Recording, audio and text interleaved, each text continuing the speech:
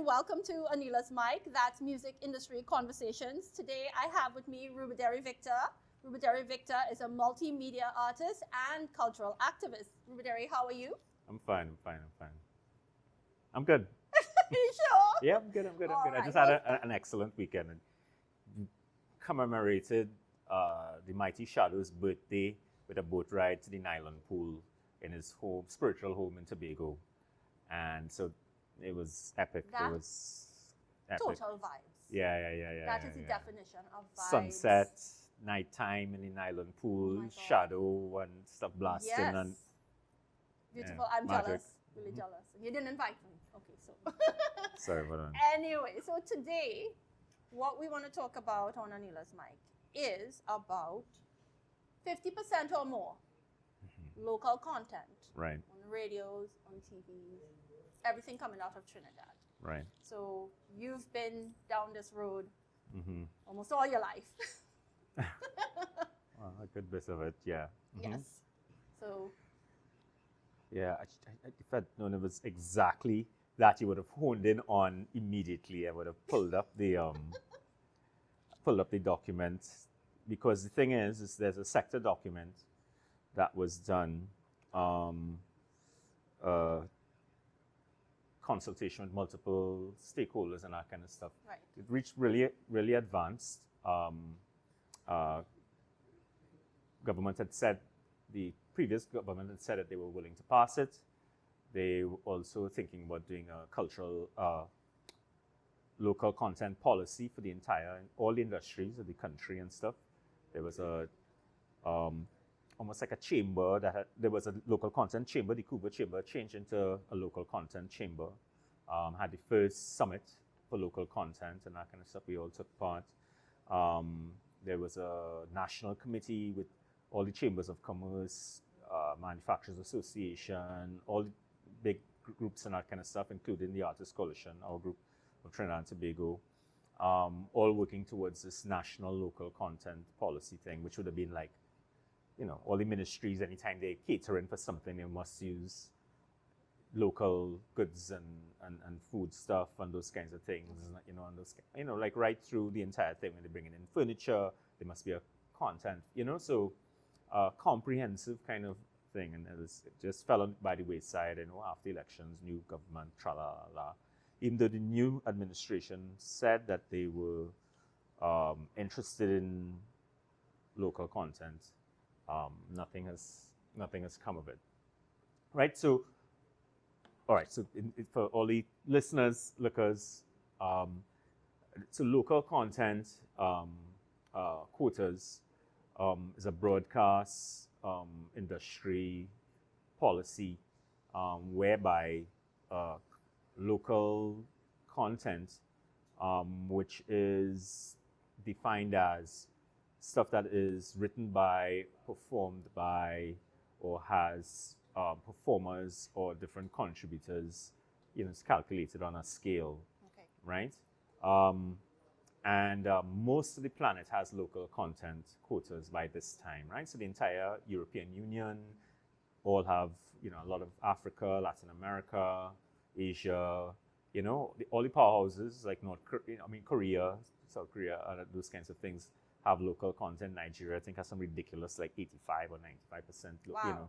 Wow. So any industry, there's no successful film, television, or music industry without local content, right, outside of the US. Some people say New Zealand, because New Zealand signed away their ability to have local content when they did a treaty with the US, right? So the US is always trying to get countries to sign away their rights to have content quotas. New Zealand signed away theirs, but the loophole was that Australian local content, New Zealand is inside of Australia's local content stuff. So in fact, the New Zealand music, film, television industry, their stuff goes straight to the Australian market where it's considered local content and those kind of things. So that's that removes New Zealand from the table as the only one, because a lot of people like to use New Zealand. But look, New Zealand, successful without content, Right. but there's no successful local content. Well, you're saying well, that no industries. the U.S. is trying to like maybe creep into other markets. It's not trying to creep from Right. from the 1900s, from the early 1900s. The first local content things happened in Europe to defend their film industries Yes. at the beginning of the 20th century against the U.S. So they instituted quotas and that kind of stuff to prevent them from being swamped by Hollywood product and those kinds of things. Right. So, and that began, and right through the, throughout the 20th century, people, and each revolution in telecommunications, the television industry, and, all those different kinds of things, as each, more and more countries have come on board local content. It's just essential. There's, as I said, there's no way that you can fight the Hollywood behemoth and the American empire. Well, let's zero in on their impact in Trinidad and Tobago, like Right. the US's influence here, and then how do we get our content to be more prominent? Well, I mean, the thing is that, like people always say, because people don't understand how local content works, right? So what local content does, it forces broadcasters to monetize airtime for local content. So we are fighting for 50% local content. Say 40% of that is Trinidad local content, and 10% is CARICOM, because we're part of the Caribbean and that kind of stuff. And then in prime time, those quotas might rise. So let's say from 7 p.m. to 11 p.m. at night in television, it might go up to 80%, right? Prime time, drive-by, it might go up to 80%, right? Those are the kinds of ways that it's targeted and those kinds of things. Because what normally would happen, they would ghettoize local content. They play local content at 2 o'clock in the morning or whatever, to meet their quotas, right? So what it means is that broadcasters... But there's not many ads running at that time, so it's not... Nobody's listening, so that the broadcasters use to get out of it. It's like, so they say, well, look, we make content, we play all the local content between 2 o'clock and 5 o'clock in the morning, and you could play your other stuff during the day. And that's been like that forever. Well, I mean, they don't play any local... Trinidad, at a number of points in time, has had the lowest local content in the world. Oh, my God. Right? There was a time when nearly every country was moving towards more and more local content, with quotas or without. And we were heading backwards. We were going like 5%, I think, was our lowest, or less. It's 36 radio stations, 15 television stations, and that kind of stuff. Right. And a multi-billion-dollar economy. I mean, there's no reason, we've had, Oscar winners, Emmy Award, Grammys, Bollywood Oscars. I mean, you name it, Trinidad, we've won, and there are people positioned whether it be in animation, all over Hollywood, all over, who'd love to come back and do work or want a partner or whatever, but they can't because there's nothing happening and none of the systems are in place, to make the thing attractive. And, so people have all kinds of things. They say, well, why don't let all the state radio stations play local thing, all the state television stations? But that's not how local content works, because what just happens is that you ghettoize local content into one space, and everybody just goes to the thing that has the economies of scale. These are trillion-dollar economies, entertainment economies that you're battling against. So, so nobody in their $10,000 studio can compete against Paramount Pictures or Disney, So the thing is that, to give people an example of what happens with local content. So Ian Allen, 6 to 7 o'clock was dead time on television, right? So you throw in your also rantings because it's before news and that kind of thing. They know everybody tune in for news, but nobody really tuning in from 6 to... Ian Allen takes that Crime Watch, he's minting millions of dollars in that time slot. What that does, that monetizes that time slot. Right. So everybody's tuning in. So now all the other people have to say, now that's time to compete. So you had at one point in time 3 different crime shows trying to things, some sex show, somebody coming, all kinds of things, because now there is money to be had between 6 and 7 o'clock. Imagine doing that for multiple hours all the way through. Right. So what would happen, let's say we pass the local content, 80% between prime time, 7 to 11 o'clock. So Trinidad capitalists and broadcasters, being as they are, they're going to do the cheapest thing, right? So they're going to do some kind of talking head program, some boring program with somebody sitting down and interviewing somebody very badly and that kind of stuff. So tell us the policy about the whatever, and that kind of thing. And everybody's going to be doing that, and they're going to bring in the experts, the same people who've been seen for the last X amount of years to talk whatever shippings, right? The first person to risk on the sitcom will win, right? And all of a sudden, whoever that is, going to take off and whatever. And then the arms race will begin. Right. Then people will like, we can't fight that with this boring, So, primetime drama and that kind of stuff. And so like, with primetime drama versus sitcom now, boy, what we could do, boy, local horror series and thing, and next somebody, and bam, and all of a sudden, you have a competitive, and there's people making money. And the thing is, this is the thing, nowhere in the world before there was local content quotas did the local populations believe in their local content, right? There's nowhere, whether it be anywhere in Europe, anywhere, they always thought that the American product was so much better and they could never, their people crappy and they will never be able to, everybody believes that. The French believe that and whatever. Who's chauvinistic, who's so chauvinistic. Their top radio station at one point in time was like a 96, right? Hip-hop, American hip-hop, right through and stuff, 98% and whatever kind of thing. And they went ahead and they passed the quotas anyway. They did the quotas and those kinds of things. Within, I think, it was 6 to 8 months, French hip-hop was a blip on their GDP. They didn't even know it existed before they passed the thing, right? And that's to tell you the power of the thing. It just, it's like when Amar did the Kiskadee Caravan, right? Yes. So the Kiskadee Caravan had 35,000 young people jumping up in the stadium to Trinidad and Tobago music in the middle of the year, right? Before that, if you had told people that was possible, no one would have ever believed. But all of that music already existed. All those things, Chike, Homefront, Kindred, all of those guys were writing music and that kind of stuff, and in their basements and wherever, and their mother house and whatever, writing the music and those kinds of things. Yeah. All that happened was somebody risked on them. And, and they got the infrastructure around them, and they got shell shock, the producer. Well, I was about to bring up the example of like the TV shows and stuff. I remember there being the local soap operas, the local game shows, the local stuff.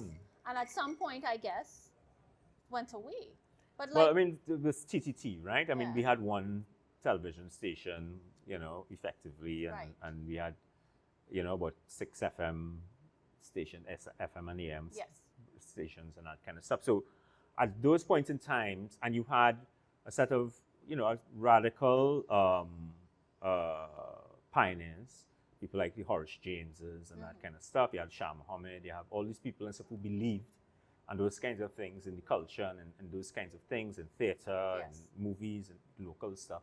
And they risked and that kind of thing. And so, the early TTT, if TTT had just continued doing just all the things that they had started doing in the 70s, meaning Mastana Bahar, Scouting for Talent, Teen Talent, 12 and under, a cooking show like Sylvia Hunt, Ricky Tiki, all of those things, Play of the Month, we would have had by now a booming industry that would have been spin-offs from all of those things and all of that kind of stuff, because we would have had things that was dealing with from the cradle to the grave. You would have had, things from that.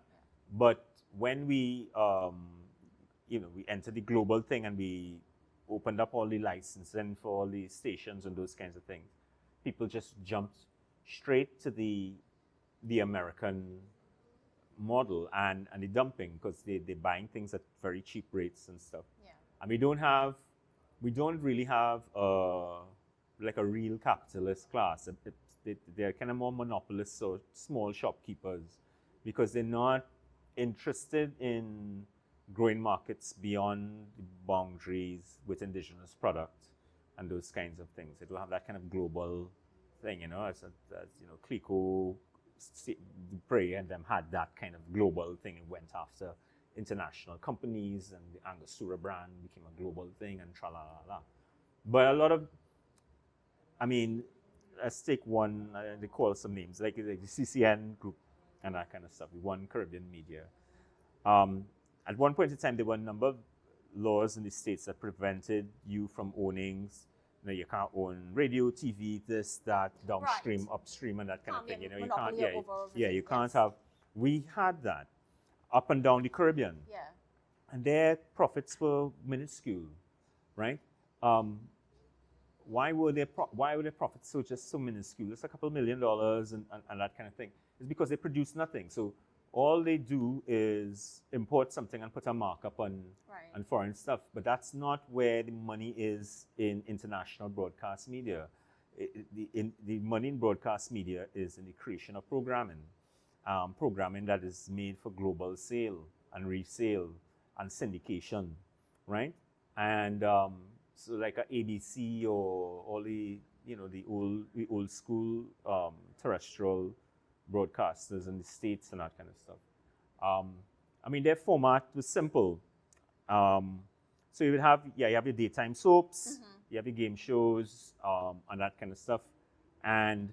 But a lot of the thing is dead air. They have the infomercials. They have a whole tonnage of time, which is what they concentrate on is that prime time period, 7 to 11. Right. And they invest in programs, right? Sitcoms, primetime dramas, those kinds of things, whatever those things, the new game show, the new whatever, and that kind of stuff. The children's programming on the Saturday morning and those kinds of things. So let's say they risk on 10 programs or 12 programs a season, right? About 4 of them will crash immediately, right? They might not go beyond four episodes, right? Yeah. And they'll just crash out. And others might last another 6 might last 1 or 2 seasons, you know, and that kind of stuff. But 2 of them will hit. Those 2 things that hit could bankroll that entire station. For the next decade plus, because those 2 things are worth literally billions of dollars, like Friends or any Cheers or, you know, Cosby Show or whatever. That's minting money, right? But you risk on the 12 to get to the 2, right? And then all of them are making money, but the stratospheric amount of money and that's because you're selling to multiple territories across the planet. Right? Every new territory is a new sale, is more money, and those kinds of things. Syndication and those kinds of things, especially now with so many content carriers in the world who are now 24/7 broadcasters. They have to fill up 24/7 hours of airtime, 365 days of the year, right? And you're talking about in not just the markets that we know, the European or the American markets, the multiple American markets. We only know a couple of the ones in New York and the California, but there are multiple markets, the Canadian and all the other markets, Middle East, the whole Latin American continent, West Africa, well, the whole of Africa now. I mean, all the non-English speaking nations. I mean, they are markets, you know, especially for people who look like us, right? And because we're multi-ethnic, we have possibilities in multiple markets across the planet, you know, people who are challenged as well for content, for, you know, content with leads that look like themselves. And so we've missed that bus the last 50 years, right? And you're saying also that the people here, the companies and they're not investing in creating some of those programs. Well, I mean, it's because they're comfortable capitalists. I mean, they can do the stuff where they put the markup and it's enough to have the second house and the third house and the pool and the whatever. And they don't have the ambitions, you know, for beyond that, you know. You know, Jamaica has a billionaire who's a global billionaire who's set up sports channels and international things, and is selling on the Jamaican brand internationally and those kinds of things. We somehow don't have a capitalist class that has been interested in the indigenous in quite that way. And the ones that we do have stood out, Sargoms in the 30s to the 50s and stuff with music that internationalized Trinidad and Tobago music all over the planet. Amar in the 90s who did the same, and there are not that many more who've taken up that adventure. Charlie's roots in New York and that record label, but not to the extent of like how the Jamaicans have multiple brands, from the Chris Blackwells to the Island Pictures, all the different kinds of things that have taken up Jamaican brand and Jamaican content and gone globally with it and challenged spaces. We haven't had that. So Jamaica has Jam Pro, which promotes them a lot. Yeah. Now recently, policies and stuff and things, which same thing, like the Heavy Manners thing, which was a local content thing by Manley, where he just banned out with no foreign music, whatever, for 2 years or whatever, and Heavy Manners, and he just call that. I mean, and they do that kind of stuff, and because they understand the value of what's going to come out of that. Yeah, and we have not. Well, right. So Creative TT, which is Music TT, Film TT, Fashion TT, right? Yeah. They've just recently merged with Export TT and Invest TT to create Tipper. What's your views, or what do you think can become of this new creation? I don't know enough about it, its innards of how it's supposed to work. What I'll say is this. In the 90s, Kirk Eiffel created TIPCO, which was a extra state company. Was outside the remit of like what the ministries and stuff fall under. So it's run like a private sector company, was seeing about Trinidad and Tobago tourism and kind of industrial development, kind of, new, and it was very forward thinking and all those different kinds of things. It had a kind of new type of bureaucrat or technocrat affiliated with it. This is around the time, 96, when we started the activism hard, when we started lobbying them really hard in terms of the film industry. They had created a film desk, and we started lobbying hard. It took from, I think, 97 to 2007 for us to win that battle, to get the stuff for the film industry. Yeah. So in the activism, I sat at the feet of 2 generations of activists before me, right? And at one point in time, the Trinidad and Tobago national budget, there used to be 1 sentence on culture, right, for decades. And that sentence was, and a home for the arts will be built on Princess Building grounds, right? So, and nothing ever was used to, no home for the arts was ever built on Princess Building grounds. So how we used to tell people that when we know you're lying, and when you see like, and a home for the arts, and a home for the arts will be built on, that's how we know that, well, the hair lie, that is lie, right, Well, that's actually the second part. So we're still on the 50% and more for local content, but I also do want to talk about the Arts Council. Right. So let's well, okay, so just to paint the big picture. So we started the lobby, Carla Fodringham and this girl called Jenny, I think was her name. They were on the desk, and we fought to try and get them to understand what the whole thing. There was a guy from Film Commission from the States, a Trinidadian, who came down here, and because this country is so blighted, he had set up the Film Commission and that kind of stuff alongside the film desk and those kind of things. He dies of an asthma attack, right? And most of it brought on because of the pressures. He could not believe the kind of strain and stress that he was dealing with and that kind of stuff. So I consider him a martyr for the cause, right? Because he made it practical, because he came with that Film Commission experience and was able to bring international Film Commission kind of expertise and eyes into the thing. It fast-tracked a lot of things. His death then kind of muddles things. So we were battling with the ministries and that kind of stuff. At the same time, we were also battling for, I had started to, we hired accountants, lawyers, architects, and those kinds of things to create, and I started going to all the different artists and stuff and bringing all the activism, documenting everything that everybody was doing. Because again, I'm a multimedia artist, I work in 8 mediums, and I learned by apprenticing with elder masters. So I used to hear all the conversations with everybody and be saying like, wait, but that's the same thing that these people over here are saying, but how come they're not connecting? And so I was able to bring generations of stuff as well as multi things under one umbrella and create an agenda. And so we started to fight for this agenda, which wasn't a huge thing. It was just a whole couple pieces of legislation, policy, and a couple institutional complexes. And the battle for the film thing was the government, once they finally said, okay, you know, because we kind of emancipated stuff out of the Ministry of Arts, which was a dead end, where things went to die.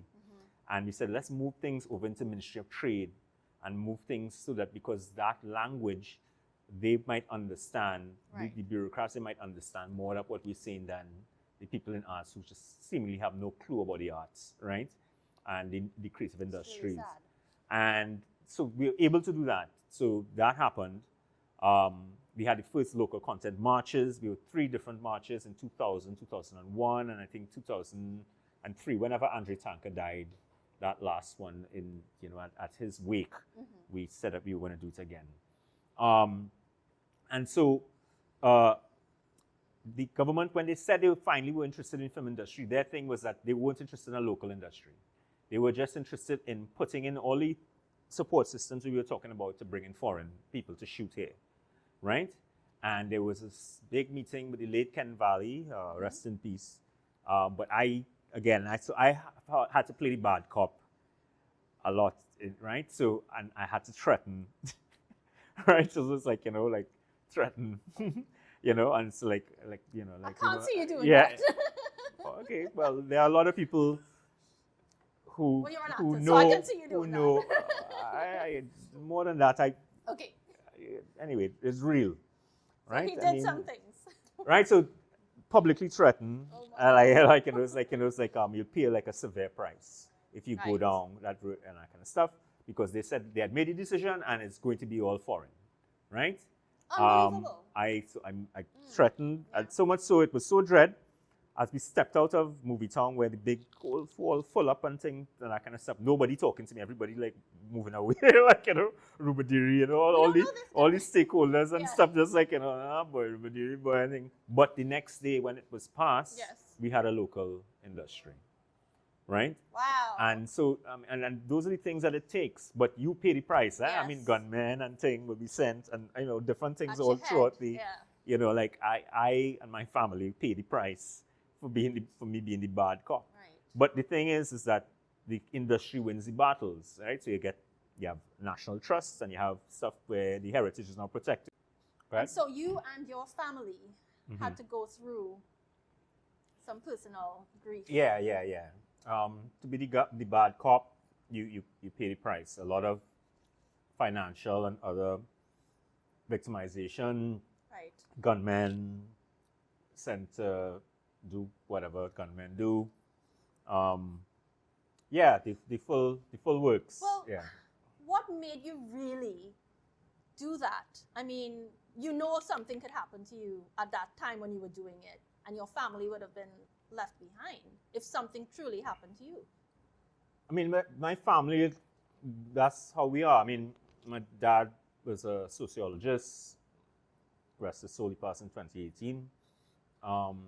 My mom is a teacher, vice principal.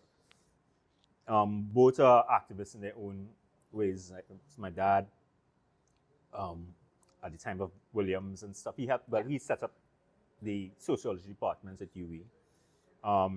He was fighting for anti-monopoly stuff against what at that time would have been Neil and Massey and McEnany Alstons and that kind of stuff. He saw the future, what would happen. It's in a small society and region like this to have monopolies like that's because it's going to cause real problems coming down the road. He wrote a lot of stuff about what's going to happen to the youth and the collapse of those urban communities and that kind of stuff in the 70s. He predicted all those things. He helped form the ONR and then the NAR. He went to pre-elections in the ONR and said our family had to hide. There were death threats and that kind of stuff. Our family went through financial victimization. And my mom had to work 7 jobs for us to keep our house. She used to leave the house around 5 or 6. Possible? And then come back home around 9 in the night. Yeah. We didn't know anything as kids. We just knew that food was coming, and you're eating food like normal or whatever. And then one day in the papers, it says, bankruptist, that thing, whatever. Yeah. And we were like, what was this? And then they sat us down and said, this is what. Oh my. You know what I mean? Yeah. So I mean, I watched that happen. I knew, a lot of people in Trinidad don't know about that side of Trinidad. Right. And No. the political victimization No, and that not kind at of stuff, all. how huge, real it is. Yeah. But we experienced that. And I went and did it for a second generation, I'm thinking my family Yes. supported me. They knew Right. the costs that would happen to them, Right. And I could say almost for more than a decade, I would say I kind of abandoned my family in the sense that I knew what the price was going to be. It was a real activist is about poverty in this place. You're not going to get any kind of work, certain kinds of work. You're not going to get whatever, and you'll be blocked from, Right. And just because the nature of the work, the amount of tonnage of work that is required. And then when it started to get real intense with the Inquiry Commission and our report on Napa and all those different kinds of things, this gunmen was sent and tra-la-la-la-la and that kind of stuff. And so, it got really, really dread, But that's it. That's just the cost of the stuff.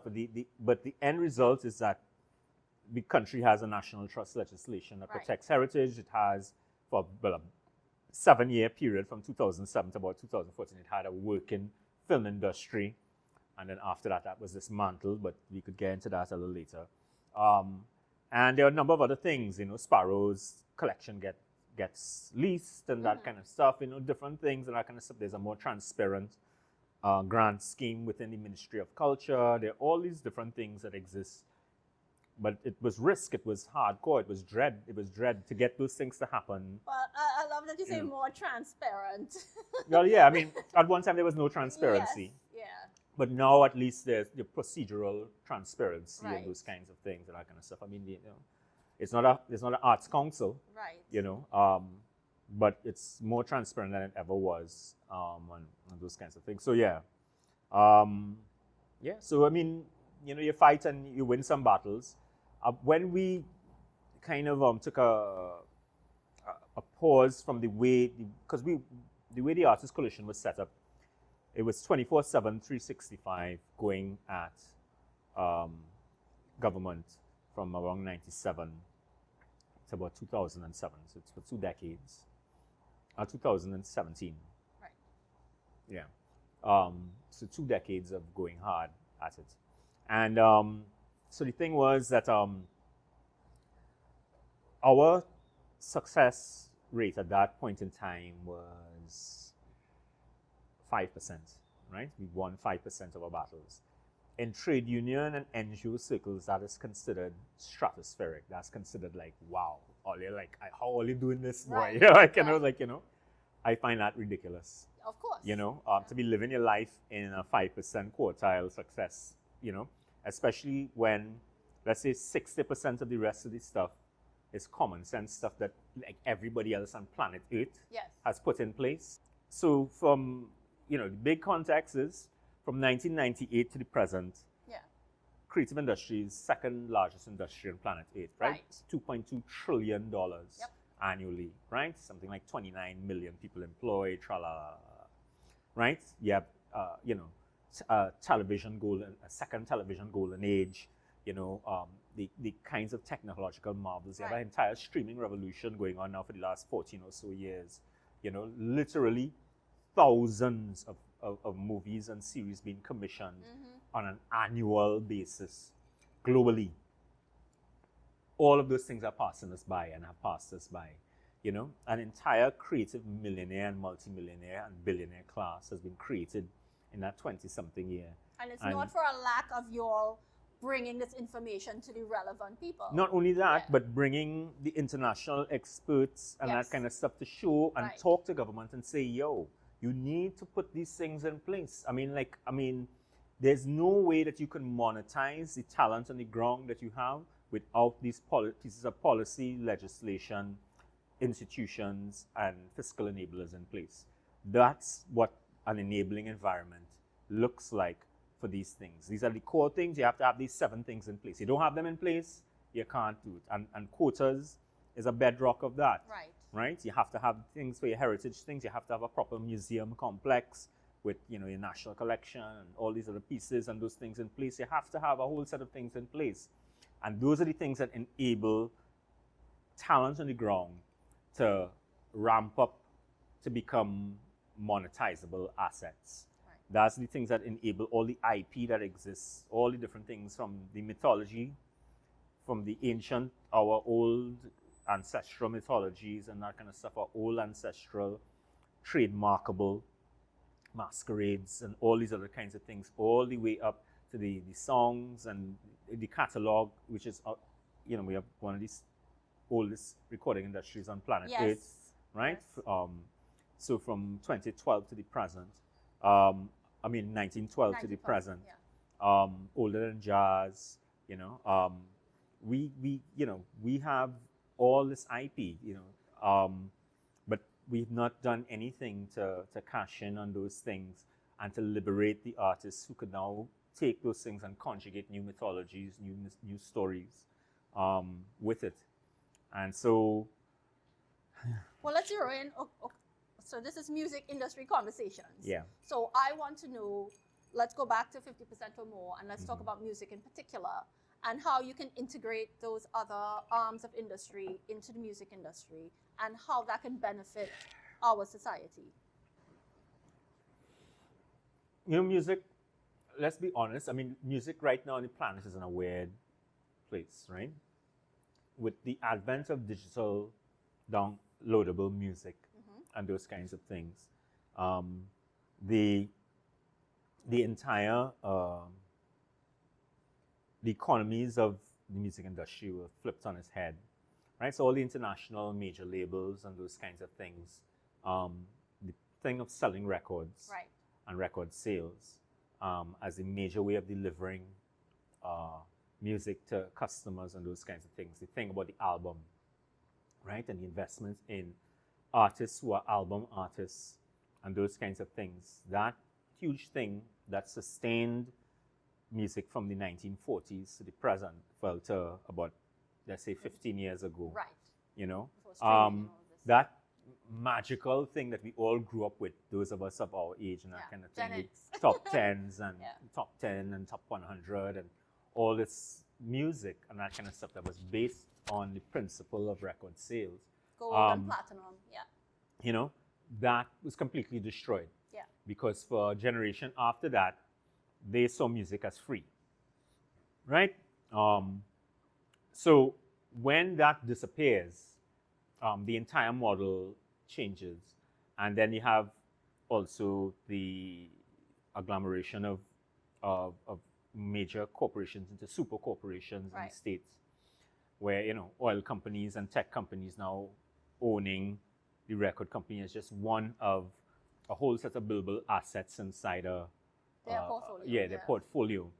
And at one point in time, the guys, the studio heads and those kind of things who, industry guys who love music. Great people. The guys who love music with whatever their isms and schisms and their quirks and eccentricities and that kind of stuff. They were still people who loved music and that kind of stuff. But those people are out now. And it's a set of bureaucrats and technocrats and pencil pushers and money men who now are in charge of these corporations and that kind of stuff, bottom line and those kinds of things, who have no interest in the art of, you know, the art of music and you know, the like some obscure overweight young woman from Detroit who have this incredible voice, who will become Aretha Franklin and create this music that will transform the world, or some weird looking black kids from from Motown, and one lead young boy with a nice voice who could dance, and Jackson 5. or some strange hippies from the LA coast and that kind of stuff, drug users and that kind of stuff, who could be any one of the bands from Fleetwood Mac, go all Mamas and Papas all the way down to Red Hot Chili Peppers, right? I was watching a Rock and Roll Hall of Fame thing and that kind of stuff, and like all the bands, I can't remember if it's the year Chili Peppers was inducted and that kind of stuff, but like all of the bands there have have mortality rates. The bands have mortality rates where like X amount of their band line just die. Like a guitarist, like all Chili Peppers guitarists and stuff, and those kinds of things is dead. All and all super addicts. These guys are all. You see them on stage. And these guys are hardcore drug addicts. Like all the bands and that kind of stuff. These men also created some of the most beautiful music created in the world. Mm-hmm. And these guys are also, at the time, that cohort was inducted that year, worth X amount of billions of dollars to the U.S. economy. Mm-hmm. And transformed so many people's lives with their music and whatever. We in Trinidad, we don't have a class of leaders, whether it be public sector or private sector, that understands that understands by empowering these outsiders, like the whole history of all the golden age music of the African diaspora, whether it be hip hop, blues, jazz, rock, thing, bam, reggae, whatever. If you were to put rogues gallery of the guys who are the gods of those things, it would look like a CPAP. Like it would look like men. It would look like men who work in CPAP and stuff, because it's working class black men, mostly, who changed the course of music throughout the 20th century, and all the music that is the popular music of the planet came from these guys, and so our leadership can't understand empowering a group of people who look like that and all these outsiders and all that kind of stuff.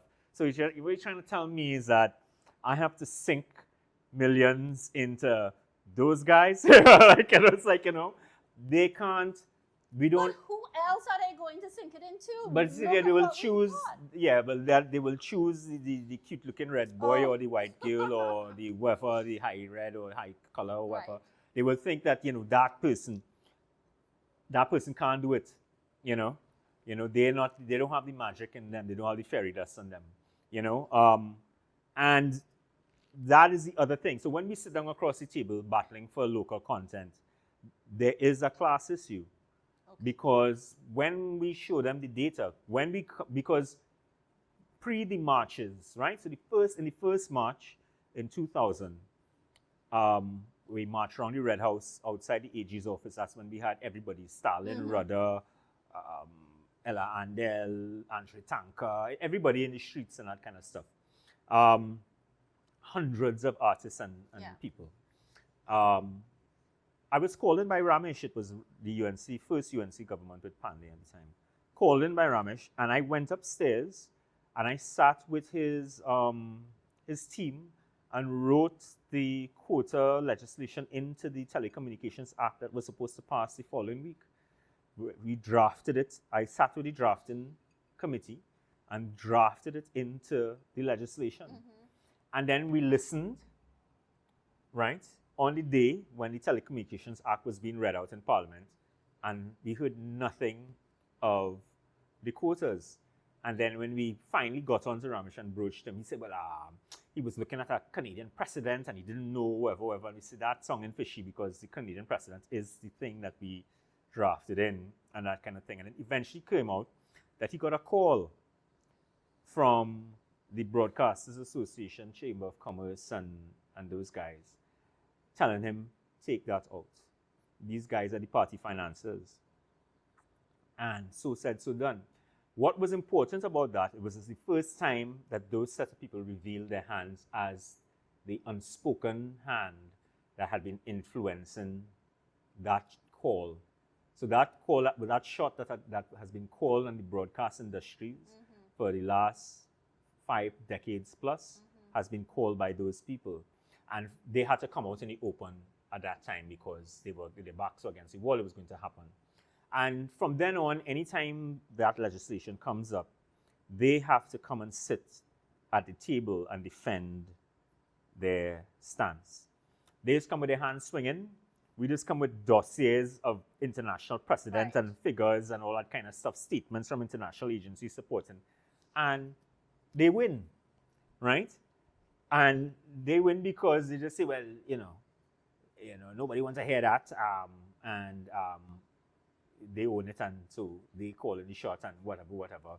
And we say, but do you know that in every instance when this was passed, the owners of broadcast media saw their profits and stuff doubling, quadrupling, quintupling and stuff within months of the passing of this thing? Because all of a sudden they became content creators and sellers, and their incomes, so they no longer just operating on the markup or whatever. They now have product to sell, and they were in control of all kinds of factors of production. And even with the benefits and the carrot of that dangling, they still would not do it. And so it's obvious when you sat across the table of who was sitting on that side of the table and how they look and that kind of stuff, and who's sitting on this side of the table. It's obvious.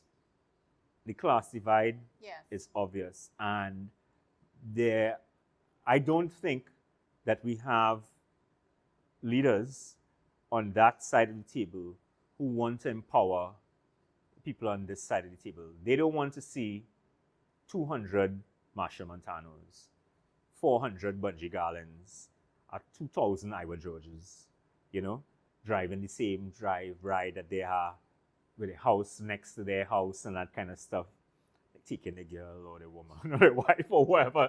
I mean, it comes down to little boy and little girl stuff like that. Well, I'm almost ready to cry here. No, I mean, I'm telling you that these are the story. These are the realities. These are the realities of what keeps back progress in Trinidad and Tobago, because it's going to be 10,000 men who look like CPEP men, who are the new class of multimillionaires. Absolutely. And all the outsiders, all the weirdos and the freaks and all those are the ones. And I could see the calculations happening in the head. It's like, $10 million extra on the bottom line, or $60 million extra on our bottom line, a new house in Miami, whatever, versus 2,000 more of those guys. I'm good with the houses I have now and the range and the whatever. I can't laugh. No, I mean, but so we've had to face that reality. Now, the thing is, the good thing about that period where Manning inflated the economy and all that with the construction boom and all the other things, where he brought in all the foreign architects and contractors and all that kind of stuff, design spill and all those kinds of things, is that we got allies within the chambers and those kinds of things for the first time. That's why there was the content committee, the National Content Committee and Policy stuff that was made up of the chambers and the manufacturing associations and those kind of stuff, because they saw that a prime minister by prime ministerial decree could jump over all their heads and bring in foreign product and foreign competitors and stuff into the marketplace and just cut them out completely. And they realized that, especially in a new globalized economy and that kind of stuff, and government-to-government arrangements and those kinds of things, the way that China especially, I suppose, moves with governments like ours and that kind of stuff, that they could easily be frozen out of multiple types of spaces and those kinds of things. And so we got allies. The chambers of commerce and that kind of stuff became our allies, right? So it kind of alienated the broadcasters. So it's really just the broadcasters by themselves now who are the enemies of local content. the chambers and them kind of have a vested interest in local content and that kind of stuff, because at any point in time, they could be frozen out of the marketplace. And so we'll see how it goes. So what's like the current state of status? affairs? Yes. This particular administration has not been kind to the creative industries. The creative industries has gone backwards, right? So during the last administration, they were the ones who dismantled the work that we had done. It had reached a point where we had literally more than 300, between 300 to 500 films had been shot during that small 7-year period. Wow. We had contributed more than $150 million to the GDP of the country with films that were brought in and that kind of stuff. That's just film. Yeah. And all, a whole set of things. People had won awards, thing. There a whole set of things were happening. Things were bubbling. Yeah. There was a grant funding. It wasn't plenty. It was about $10 million and that kind of stuff. But it was, people were getting product done starting. and those Yeah. kinds of things. Yeah. Jean-Michel and stuff was doing his thing. People were going to Womex and NEDM and those kind of things. We had all the international music deals happening and those kinds of things. It all culminates around the time when KMC gets the largest record deal in the Caribbean, in Atlantic Records, right?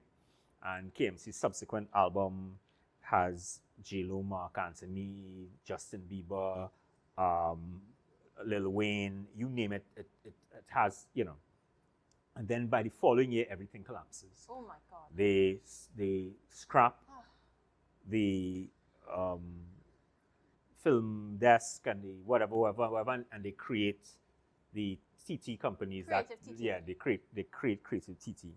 They fire all the people who had the industry knowledge and that kind of stuff, and they put some bureaucrats and stuff, and they were attempting to bring party finances to be in charge of the entire thing. There were all kinds of things with purchasing of land and first 100-year lease and all that kind of stuff and thing.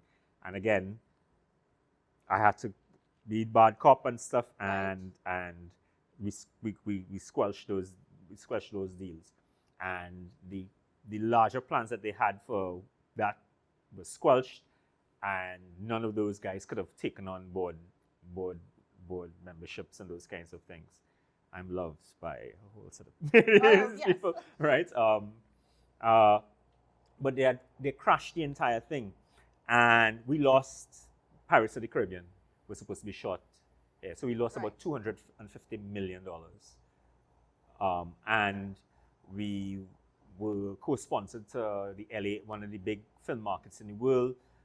The culmination of those 7 years of the film desk was to be able to access the film markets, right? The territories, the people who buy stuff for the planet, like all the different things. We got it because we were co-sponsors of this second largest film market in the world with LA and that kind of stuff. They chose that year to scrap the entire thing. We had and they banned everybody from going to the thing. So we had no reps. So they would be announcing Trinidad. People say going up the elevators, you see Trinidad and LA welcome you to wherever. Not a Trini present. We were supposed to speak on feature speakers, panels, and whatever. And they said, well, we were supposed to have, but nobody. More than that, we had meetings with the 45 largest buyers on the planet from multiple territories. So all the hundreds of films that we had shot and the things that we had for the future, that was what. No one was there. You're telling me this, and I feel like this is a movie. Because that doesn't sound real. Who takes our meetings? Dominica, Jamaica, Barbados. Anybody here? Well, no, Trinidad was supposed to be here. Well, okay. So their film industries are now booming because they took our meetings, right?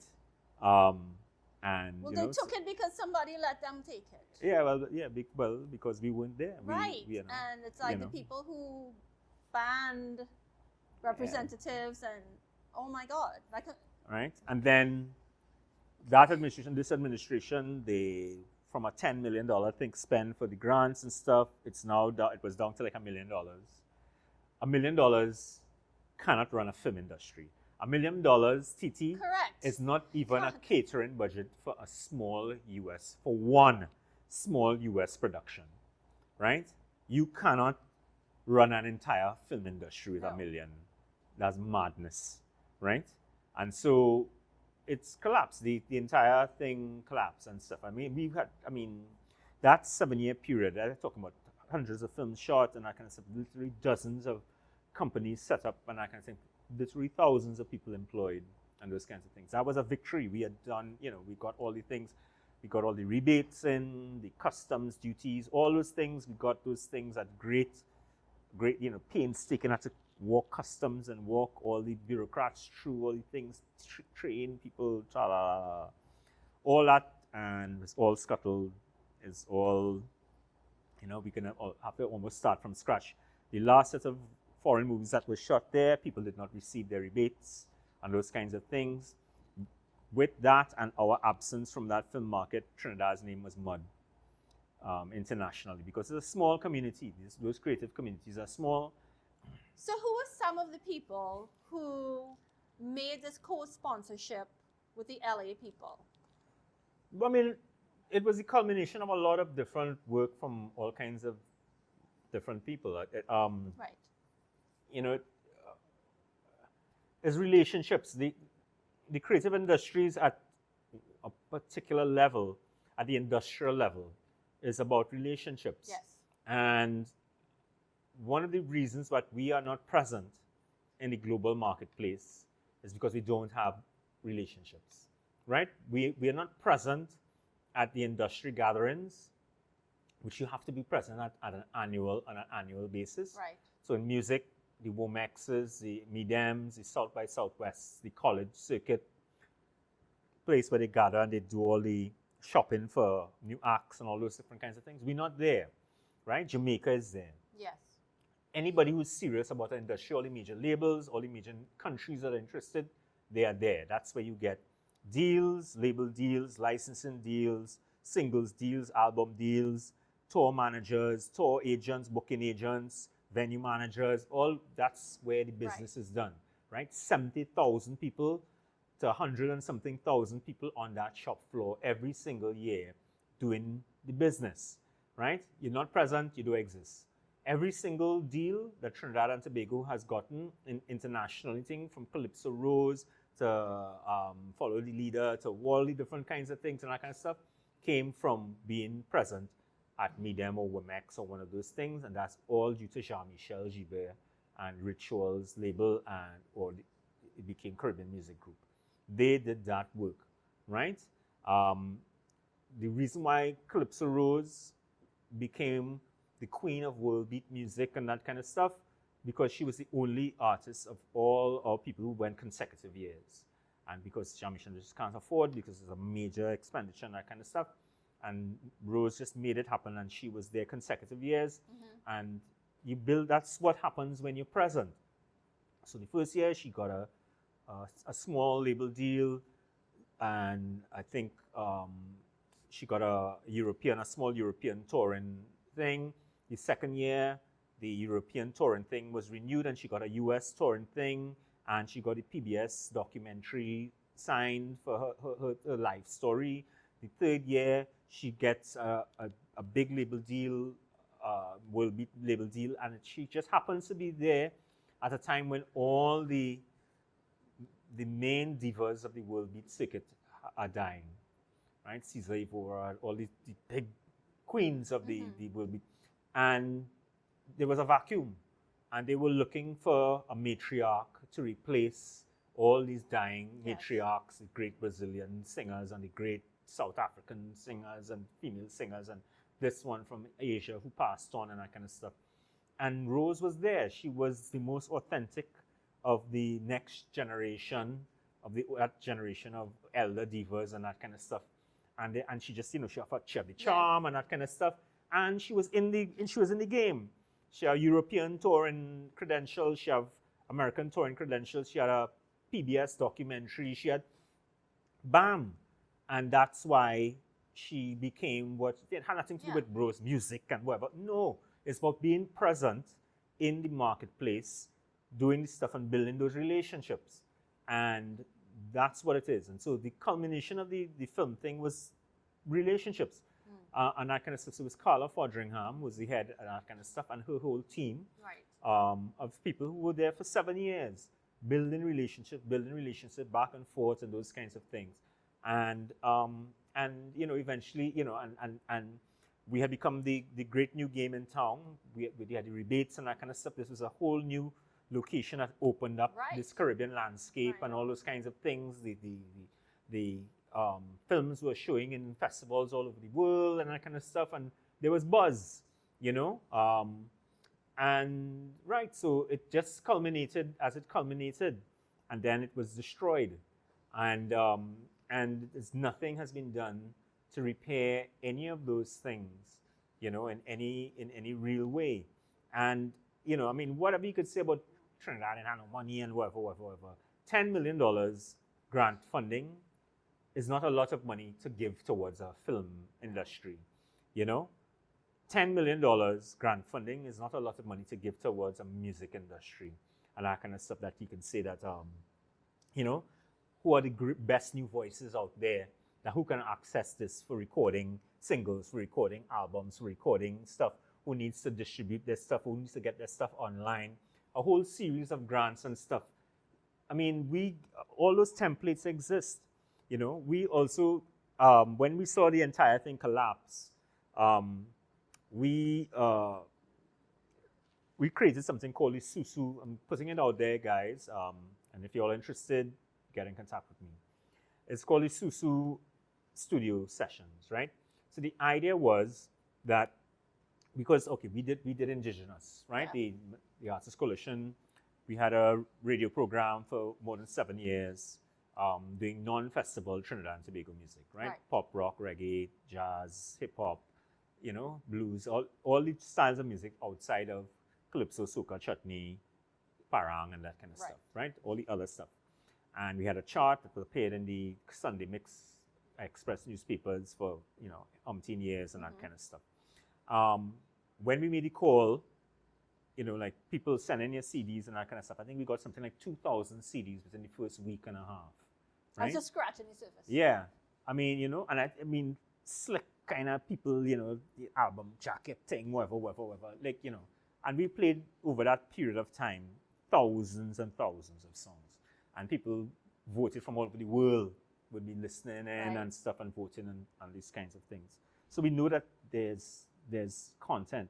But for all of the stuff that exists, we also know that there's a ton of stuff that doesn't exist. Like, I'm a musician. I have more than 200 songs that are unrecorded. Right? 20-something years of music that just pile up there, right? Mostly kind of fusion, bass, rock, funk, rap, soul, kind of music. 200 and something songs. I'm sure I'm probably not the most prolific one. I'm sure they have others with ridiculous reams of music there. That's madness, right? In the same way that the unplayed music in Trinidad, because when we sit down across the table from those guys, and I can tell the ones who own 9/7 and those kind of things, they say, well, we do have no easy listening music and whatever. We just like click, and you could play, you know, hours. This is just easy listening tracks, guys. Better than half the stuff that you used to be playing on your station. Listen to R&B. What are you saying? You the R&B? Click. R&B. But like, we only play jazz. Jazz? Click. There's all this music and stuff. But the thing about local content is that it unleashes the unrecorded stuff, right? Because it creates the factors, the economies of scale and the factors of production to be able to get those things to the marketplace. And that's the magical thing, because this is stuff that we don't know about. That is where the magical stuff was. So what happens with the Amar and the Kiskidi stuff and those kind of things, they get those guys, you know, like, you know, who might have things sitting down, but who might have also unrecorded things, and who's like, what about this one? Click, and it's like, that's it. Like, you know, that is the magical stuff. You don't know where it's going to come from. And that's the difference between the music industry internationally now and the music industry then. Because the music industry now is predictive. It's trying to predict because is all these marketers and suits and that kind of stuff who say, well, the studies show that girls like fellas who have 4 abs instead of 6 abs, and if he built like this and whatever. So if you could get a guy like that singing songs and that kind of thing, and they like songs with C, D, F sharp, A, that progression and that kind of stuff and that kind of thing, and bam, and they and they plick, plick, plick. Yep. I sing the like, and you have all this stuff that's on the charts now. Yeah. Whereas before it was, fellas cruising, H&R men cruising bars and all kind of things and that kind of stuff to see some kind of scraggly old hippies and stuff and things. And that kind of thing. It's like, and some guys performing for 4 people in that thing, and it's like, Jesus Christ. That person has it. That's it. That's him, and that kind of stuff. And all of a sudden, bam, you have a John Fogerty or whoever, on your a John Mellencamp or some who would have never appeared if you was to sit down with the formula and say people want to see, like nobody would have predicted Prince or predicted, Morrissey or nobody could sit down and say that this is what the people want is, it just appears. And so that's so internationally the crisis in music is that crisis, right? That there still is good music happening, but it's all uncurated. It's not part of the mainstream, and it's all underground, and it's all moving there, and you have to search and search and search and search, and it's not curated into one space anymore. It's even worse here, where we have not even gotten to the place where we've even sanctioned the recording of that first wave, So apart from the festival music, of which there are like thousands recorded every year, and only like about 1% of that is played, and people hear, and that kind of stuff. Here, even though people abroad in other countries and stuff and internationally hear more of our soca than we hear here. At one time when we were at the height of the activism and we had done because we were collecting all this music and that kind of stuff, we said, let's quantify the amount of music that was is being produced annually. So we went through all the data that we had and that kind of stuff. And when we finished the calculations, I think it was $76 million we had calculated in non-festival music that young people were spending and making that music. That's $76 million for music that was not being played at all on the 36 radio stations. Every single year, your young generation is creating Trinidad and Tobago rock, jazz, EDM, all these other styles of music that you refuse to play to the tune of $76 million. That's our pop culture. That is the country's pop culture. That every week we're supposed to be looking forward to new releases, new stuff, and all these different kinds of things and that kind of stuff. So the thing that we were trying to create, Sou Sou Sessions, the idea is that we get some money together and we pay the top studios who record the best of certain things. Like certain people are really good at recording live bands, rock live bands, some good reggae, who's good at instrumental stuff, who's good at programming EDM type stuff, whatever. Let's say the top 12 studios or whatever. We pay those guys, like say for 4 months, and the top engineers, the top guys, session singers, players, and that kind of stuff. They receive money. And then we curate, we tell people just send in your unrecorded stuff. That's here, and we start to select.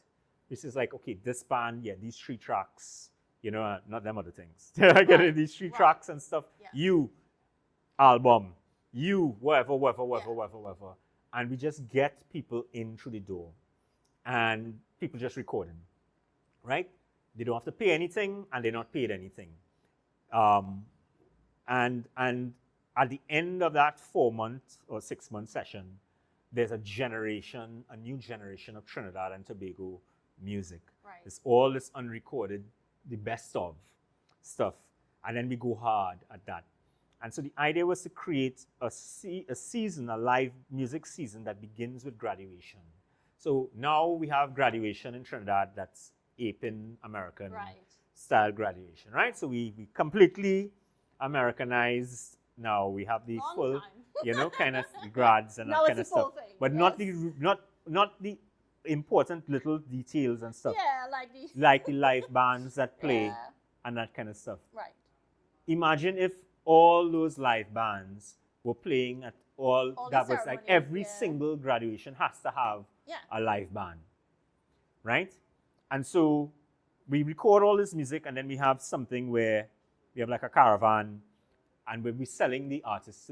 We're telling Trinidad like this is like your Olympians. Yeah. These are your musical Olympians, right? This is the music that's going to go out in the world and war for on behalf of your brand.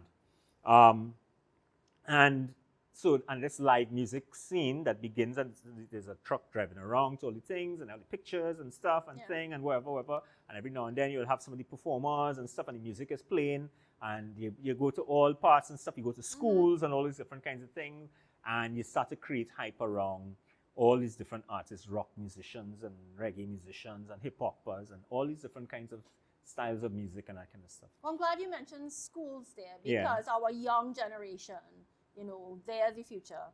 So we really need to take it to the schools too. Yeah, it has to go there. And that's why I think the grad thing is important. Yes. Like if it culminates, if you see that you have this thing where you're taking, this thing to schools, and then it culminates, right? And so, like who grad was better. Inspire people. Yeah, who grad was better, who are the better band, who take this one and stuff, check out we had so-and-so, we had so-and-so, ting, and that kind of stuff, right? It's a couple hundred schools, so you have performances for a lot of artists and that kind of stuff across the country.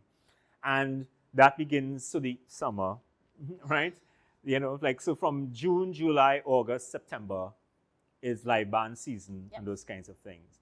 And then from those things, you start to cull who are the ones who are going to go to the international expos, who go into WOMEX, South by Southwest, the college circuit, and those kinds of things. And you have every year you have these kinds of things that happen. And so, you build a little mini scene and that kind of stuff, but it has to have an outlet at the end, because people have to be touring the planet, right? We have to have, so if we did not have 300 Trinidad style carnivals all over the world, we would have we'd have no industry period, right? Because there are no local enablers in place, right? And what has sustained soca, calypso, and all those other things, the chutney and those kinds of things, as the international diaspora. Yeah, diasporas. And but we don't exist beyond that. No, don't. Nobody knows about us in No, any we mainstream in mainstream art. Nobody knows about Marshall. Marshall rules No, the diaspora. Exactly. He could snap his fingers and 15,000, a crowd of 15,000. And he's fantastic. He's amazing. Incredible. But he steps one venue outside of that into the things, and Marshall, who? They don't know him, right? And so the thing is that we need to, the non-festival musicians need to be doing what everybody else on the planet does, which is playing their wares in circuits abroad. Shows, and you have to you're going to do it the hard way and the easier hard way. The hard way is you pick up your Georgie bundle and you find your monies and whatever, and you just go and you hit the pubs and you hit the whatever, and you do like how everybody else does do it and that kind of thing. The other thing is that, and that's the thing, that if you had local content and that kind of stuff, these things would be sponsored by radio stations, and those kinds of things. Those tours would be sponsored, and all these different kinds of things. Would be all kinds of mixtures of sponsors and all kinds of businesses, all kinds of people would be involved in that. But the other thing is, there would be artists who would go to the Mediums and the WOMEXs and the South by Southwexes who will get the deals. And especially if they know that they could depend on Trinidad and Tobago.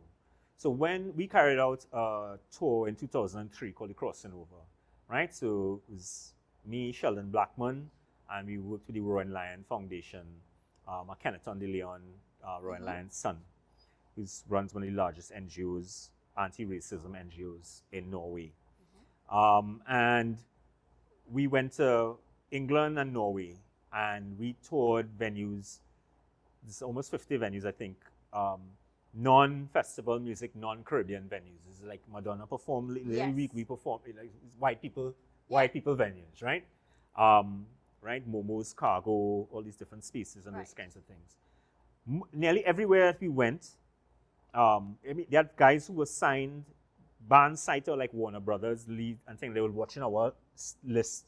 They say, "How the hell you all get these gigs when we signed to a label and we can't get into these spaces?" And me and Sheldon just went the year before, and we pound pavement. We created an anthology collection and that kind of stuff with bio kits and all those different. And we sold this Trinidad and Tobago contingent joint pop, this one, that, what, all the rock bands and fusion bands, 12 and la la la, right? Jomo Lord, you know, and we got the gigs. And when we went, everywhere we go, they would say, "You all are the first Trinidadians that we have seen since Mighty Sparrow in the 60s. Wow. And they always wondered, where are the other Trinidadians? Yeah. So whilst we did, and they talk about Sparrow reverentially, and they talk about he mash up the place. Like, say Sparrow mash up the place, like destroy people. They still talk about that, you know. I mean, and that's that kind legacy, of stuff. You know, no Trinidadians have set foot in those venues. Whilst we there, on the wall is Jamaican posters alongside Bowie, alongside whoever. Is pictures of Jamaican artists. As we there, they getting calls from Jamaican promoters and agents and whatever, to hook up a next tour, a next thing, whatever. They exist in that world. We don't. Yep. Right? We don't exist in that world. Back to the relationships. We don't have those relationships. And so, and because we only have this thing that there's always the one. You know, there's no one. It's as a scene. Jamaica does that. A convict could come out of Jamaica now, record a song, and it hit, and in 2 weeks he could be touring the planet. He could be in Japan, South Africa, New York. You know, they've got the infrastructure in place. It's there. The laws, everything. You know, we don't have that. Right. And so, our CPAP gang needs those things. You know, we need the Aussie CPAP gang and the outsiders. You know, they need that enabling environment, you know, the supports and those kinds of things. And so we perform, and like there was one performance in a place called Momo's, right? It's a Moroccan-owned chain of restaurants across both sides of the Atlantic and that kind of stuff. Okay. Whilst we were there, Diggable Planets, their management was there. There's Westbury Music, the guys from Westbury Music who are the ones who bring down like a lot of the black acts and stuff and Sizzle and that kind of stuff. So we performed, I mean, that was probably our best performance. I mean, Isaac Blackman, this was just before he would release the album with Jump Up to the Ceiling and that kind of stuff. And so that album, in its raw form, was incredible. He was at the height of his powers, I believe. And so most of the gigs that we got by saying it was a single band, right? So we would be paid like a single band, even though it's like 5 bands and that kind of stuff. So we get like £2,000 or whatever that have to split. So because we can't tell them that, you know, you're hiring is you're really hiring 5 bands. So we would just be exchanging. So as men finish and stuff, men would just be running the drummer. The next drummer would run on, and Alex would jump and take, you know, like take the basis and stuff, and the next thing and that kind of stuff, right? Love it. Ingenious. This that gig at Momo's was so friggin' blow mind. The owner for Momo's, who happened to be there that night, came up and he jumped up on stage and he's like, Trinidad and Tobago, Trinidad and Tobago. All his employees, all the people from the kitchen, the janitors, everybody like come outside and they watch like, what is going on here? Like what's it's our boss. What's he doing? Like, the man lost it. He was just on stage, Trinidad and Tobago, Trinidad and Tobago. I mean, that's the kind of impact. This is rock, Trinidad rock and fusion music. So imagine that happening night after night in countries all around. And they know that they can Wow. program more and more. Because they know Yeah. that it's not just this one guy, and when he go back home, because he can't be here 24/7, 365, they have to know that there's another artist of that Yes. quality, of that kind of stuff that is going to come right after, and then next one right after, and the next one right after with new material all the way up. Yep. And we could, that's what they need, the conference, which they could do in Jamaica. They could close their eyes and just dip their hand, Yes. and they know that they will just pull up a next person with a next single, with a next whatever. And yeah, so I mean, yeah, we did this incredible thing. When we were doing it, New Zealand was also doing a very same thing, but they were state sponsored, right? So exact same way that they package everything, some of the same venues that we would play at and that kind of thing. Just that they had, you know, the infrastructure of the state behind their stuff and those kinds of things. And so you would, you know, the success of the New Zealand music scene came from that, which, you know, if we had the similar kinds of investment, Right. we would have, you know. And so it requires that kind of stuff. It requires getting the booking agents, going to Womex, college circuit, whatever, getting the booking agents, keep going successive years, building up the relationship, so that kind of stuff, that they could see that they could risk on a brand called Trinidad and Tobago, a sound called Trinidad and Tobago, and that kind of stuff, and says, okay, we had those guys last year, let's check these guys singing good and that kind of stuff and that kind of thing, and people saying, we like these guys from where they're from and that kind of thing, and that's it. It's just that hard work, and that set of guys is going to meet the other guys who plugging away inside the grassroots kind of things, and it all dovetails together, and it just requires one person to hit, you know. Right. Out of that whole, and you don't know who it's going to be. No. You know, it's always just going to be one guy with one song, or one girl, or one band, or one whatever, and people, you don't know where the lightning strikes. And all of a sudden, Trinidad and Tobago music is the talk of London, or Paris, or Tokyo, or wherever. And that is the thing that's going to propel this stuff. And then all the ones who are out there, like the Magic Numbers, I don't know if you know them. This is a Trinidadian band. It's like, they're big in rock band, a UK rock band. I'm talking about millions and millions sold, it's like a brother, sister, I think, twins or something from Trinidad. Okay. And that kind of stuff. And there are a number of bands like that. They have no relationship with us. Right. You know?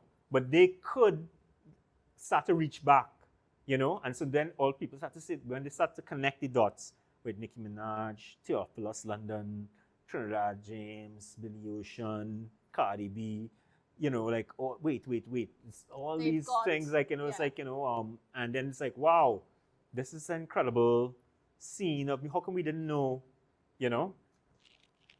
Well, let's pick back up on your gigs and what happened after those series of shows. Right. So it was successful in the sense that brand TNT and all that kind of stuff, all the successful gigs and those kinds of things. We had encountered an NGO in London.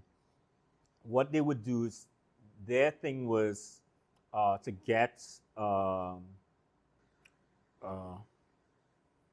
mainstream eyes on like underground scenes or heritage sites that needed repair and that kind of stuff. So how they used to do it, they would attach performances of these things with mainstream acts, right? So like Anthony Hopkins or Emma Thompson, or they would bring those people into some kind of relationship with the performers or the performance, and they would create a performance event with these acts that everybody knows and that kind of stuff, along with these things.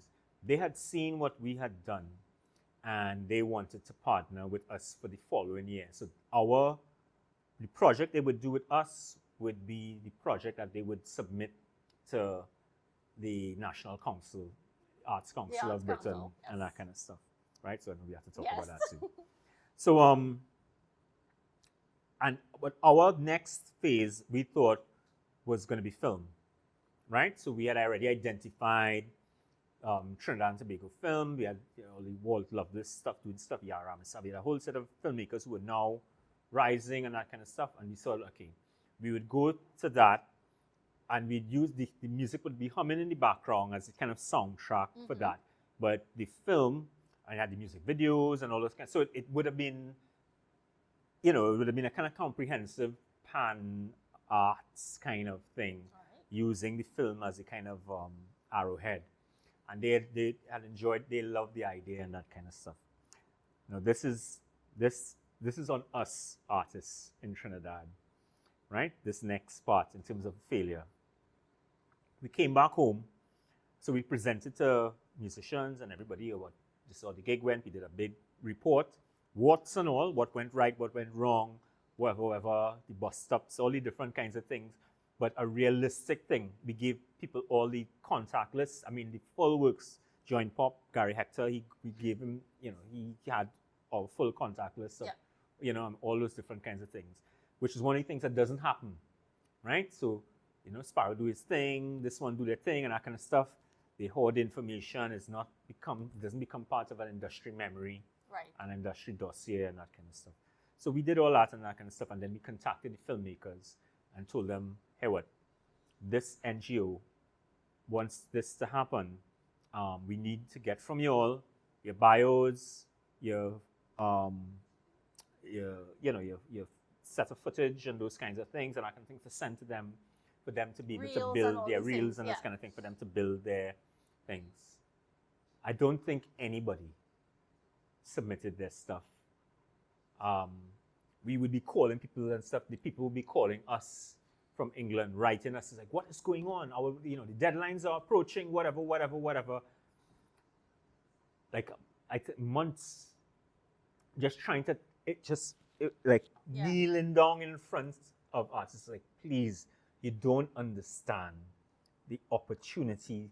Your stuff, it could be Anthony Hopkins, it could be, it could be James Bond, these people are going to bring the top UK personalities in all of those mediums to work with our stuff, and they will put it in some incredible heritage venue, some palace or some kind of castle or some. You will never get an opportunity like this. I'm gonna start crying again. It's like, you're gonna get it, yeah, what? Please, we have 3 more weeks. Please, we have 2 more weeks. Oh, no. Please. I have to, when I see what's going on, I have to now write this letter to this NGO who are begging, what is going on? What do you all understand? And I have to tell them, it's not going to happen. It's not going to happen. And so because that didn't happen, there's nothing else because all the energy was expended in trying to get this to happen. And that was what we thought was the next thing. I mean, and it just, those things knock the wind out your sails and those kinds of things. And your name, these are like and your brand, your name. Because again, people say, but those people not who Trinidad and Tobago? Nah. They're not serious. Well, They're not serious. I'll share a story that was told to me by Mr. Manmohan from Music TT, because it's very similar to what you just said. He would go to artists and tell them, I need your bio, I need information on this song, I need blah, blah, blah, blah, blah, to send it to sync. Movies, television, whatever, and nobody would do it. Nobody would write the stuff, nobody would submit the stuff. Exact same thing. We did something called the July Generation, which was like a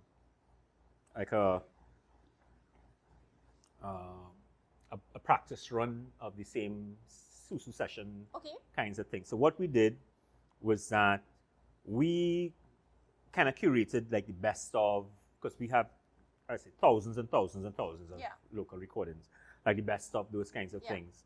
And we did a weekly playlist, and we had gotten a number of contacts of people inside the industry. Right? Record companies, record labels, distributors, and we told them that we're going to be sending them for the entire month of July and August, weekly, like 12 to 20 tracks of Trinidad and Tobago music. Yeah. And plus some little write-ups on different kinds of things. So like during that period, they had the controversy over Juve rum that this guy from Creed and from Black Panther, what's his name again? Pretty Michael B. Jordan. Okay. Right. Yeah. So he and his partners were creating a rum called Juve rum. Right. So he would have patented the name Juve and all that kind of stuff, and it was a big internet. Well, Trinidad and Tobago outcry over him going with the name Juve and all that kind of stuff. And so he wasn't, we had gotten in contact with his people and that kind of stuff because it was all being handled. People were just throwing words and that kind of stuff. And we was like, yo, this is an opportunity to enter into a discussion with the guy and whatever.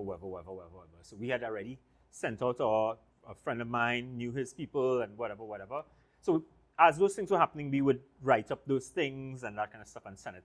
So these were record label execs, runners, all kinds of different things. And we had to build bios for everybody. Yeah.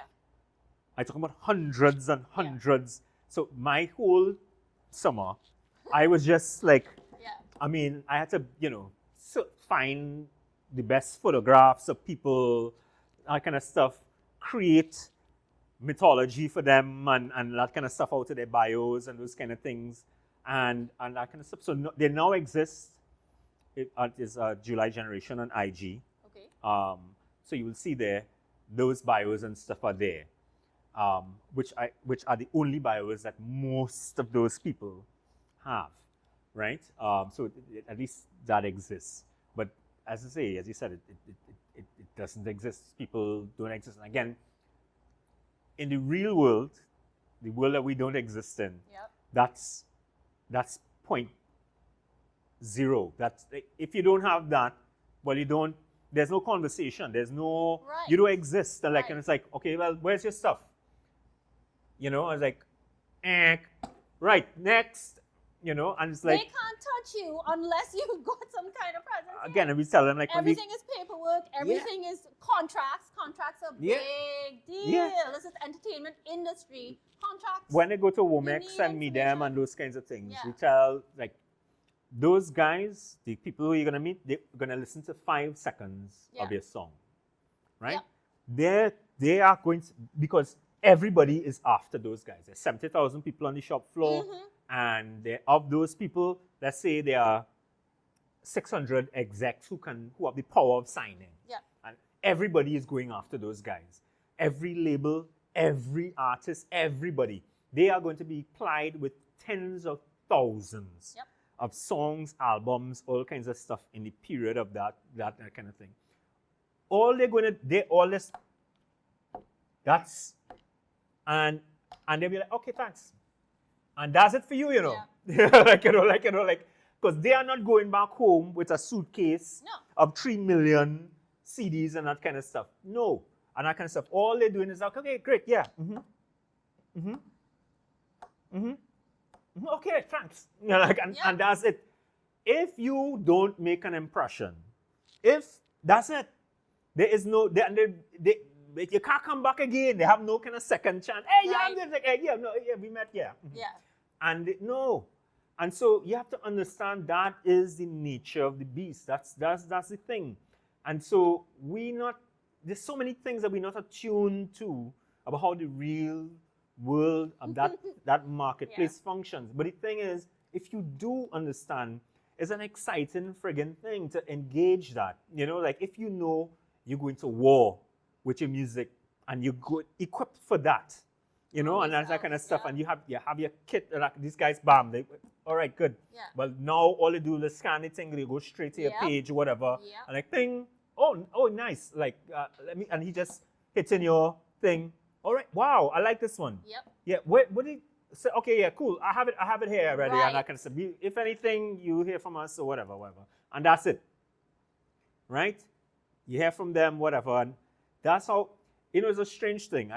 I went up England last year for the first time since that tour in 2003, right? So it's 20 years since the crossing over. That time I was carrying up Carnival Kings to try and break that market, to break Trinidad and Tobago kings and queens into international market spaces and other spaces like in museums and la la la. Right? So, and the thing that I wanted to happen in 2003 happens in 2023. So I am sitting down in the tube and I kind of stuff, and this big burly guy comes, he sits down next to me, and we just hit it off, and we just start. Yeah, you could cuss on this. we could start. Say it. We could start shit talking, right? Yes. And this guy is excellent. I mean, he's like, we just punning and stuff, going back and forth, and getting real kicks and stuff. Until I said, wait. He was like, what? I said, what do you do? Are you a comedian or something? Like, I mean, you're on. I mean, you're like, and he says, like, no. He is the tour manager for Rough Trade Records. I was like, okay. This is the person who you would have wanted to have met. Right. Like, so I was like, I don't try to hard sell and that kind of stuff until we just keep talking. We talk about favorite music, favorite bands and that kind of stuff. He is programming some of the bands that are some of my favorite bands. He says like, Aneela and the Sniffers, but he says like, hey, they performing at so-and-so festival next week, you have to come. So-and-so is going to be there, this one is going to be there, whatever. And I'm going to happen. It's on my birthday, one of my bestest birthdays ever, and that kind of stuff, right? Anyway, we keep talking. So I tell him, here, what now? We have this incredible rock fusion underground scene in Trinidad and Tobago. And what do you suggest? What do you tell me in terms of trying to break that brand of stuff, in this marketplace? What advice you say? You say us. You say bring it to us. We are the ones who could do this and that kind of stuff. I was like, okay. So he says like, and he said, yeah. He gives me thing. He said like, check so and so, check Barry and so and so HR. This one is whatever. Tell them I. He said this stuff better be good. I said, no. I said, don't worry yourself. Like you're safe. This stuff top and whatever. So I still have to follow up that. Oh, exciting. Right. So I have to. Right. I have to find, because the stuff that we have is probably like 7 years old. Yeah. Like I have to now see who's out there now. What is, because it's new music. The whole thing is built on new music. Yeah. Right. I can't just come with an anthology of this band was real good in 2008. It's like it's like no, they want something that hot happening now that they can sell, that they can whatever.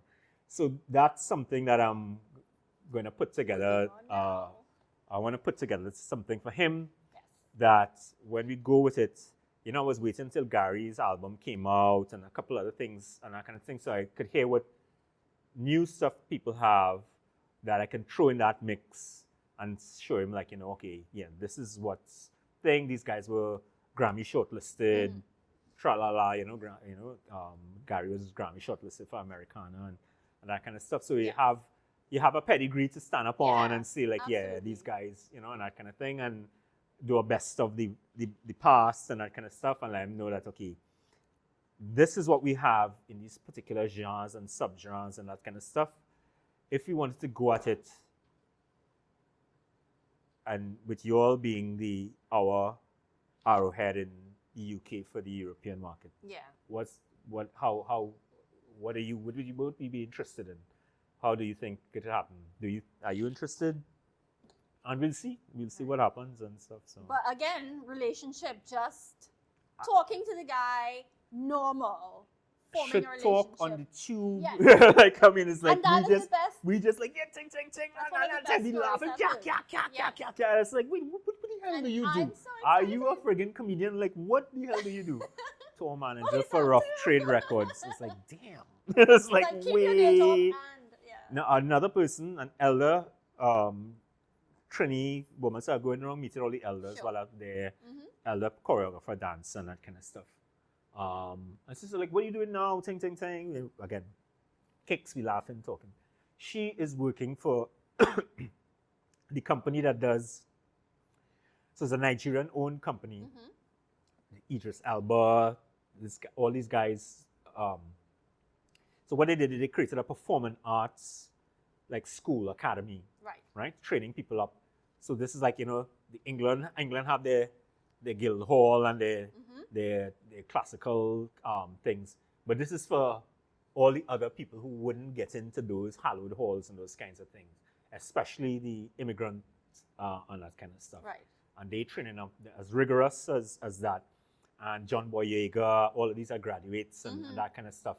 So they not only created the academy, but they went ahead and they also created a film company and then music. And so they and it's Nigerians, right? So they're savvy, they're business savvy. And so they created this alternative thing that's now become this huge institution in England.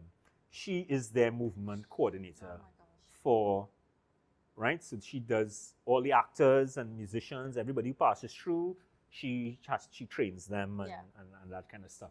So there are all these links, there are all these different kinds of things that are possible, you know. If we had leadership, you know, we could put some of the money behind making all of these things coalesce, you know, there is a big project that we're planning for Britain where we're going to try to do that completely independent of Trinidad. Wow. Public and private money, because it just won't make no sense. I can't afford to be set up like any way that we've been set up in the past. Yeah. You know, we had international projects we've gotten in Miami, where we got like, you know, from the city of Miami to, you know, billionaires to all kinds of, you know, like museum curators, all kinds of things. A massive thing for Art Basel, for Trinidad and Tobago presence and that kind of stuff. That's the time when Anya just one thing. We were going to have like a street runway parade with walkway thing with Juve, with all. We had every flicking thing. They had, these guys had created a table for Trinidad and Tobago businessmen and Trinidad and Tobago politicians to meet with like the top civic and business leaders in Miami, right? Them kind of $3 million plate dinner. Yeah. Them kind of things, so that anybody who wants to do business in Miami, this was the opportunity. There was all of this, and we couldn't even get replies from the ministry and stuff. Like the curator of the museum, Miami Modern Art Museum and stuff, he says, do these people understand what you've done and that kind of stuff? He said, do you want me to? I would fly down there to talk to your minister of tourism and that kind of stuff. And I had to tell him no, because that could have been so embarrassing for our country if he was to come down there and have that meeting, because I know what was going to happen. And our name, as mud as it was, would have been more mud by the time he left. He's like, it's not Juve, guys. yeah, I mean, it's like, you know, you know, I can't risk. Right. Yeah. Well, let's leave that there, and let's now segue quickly into the Arts Council. Right. Why Trinidad and Tobago needs an Art Council, and what is the blockage going on?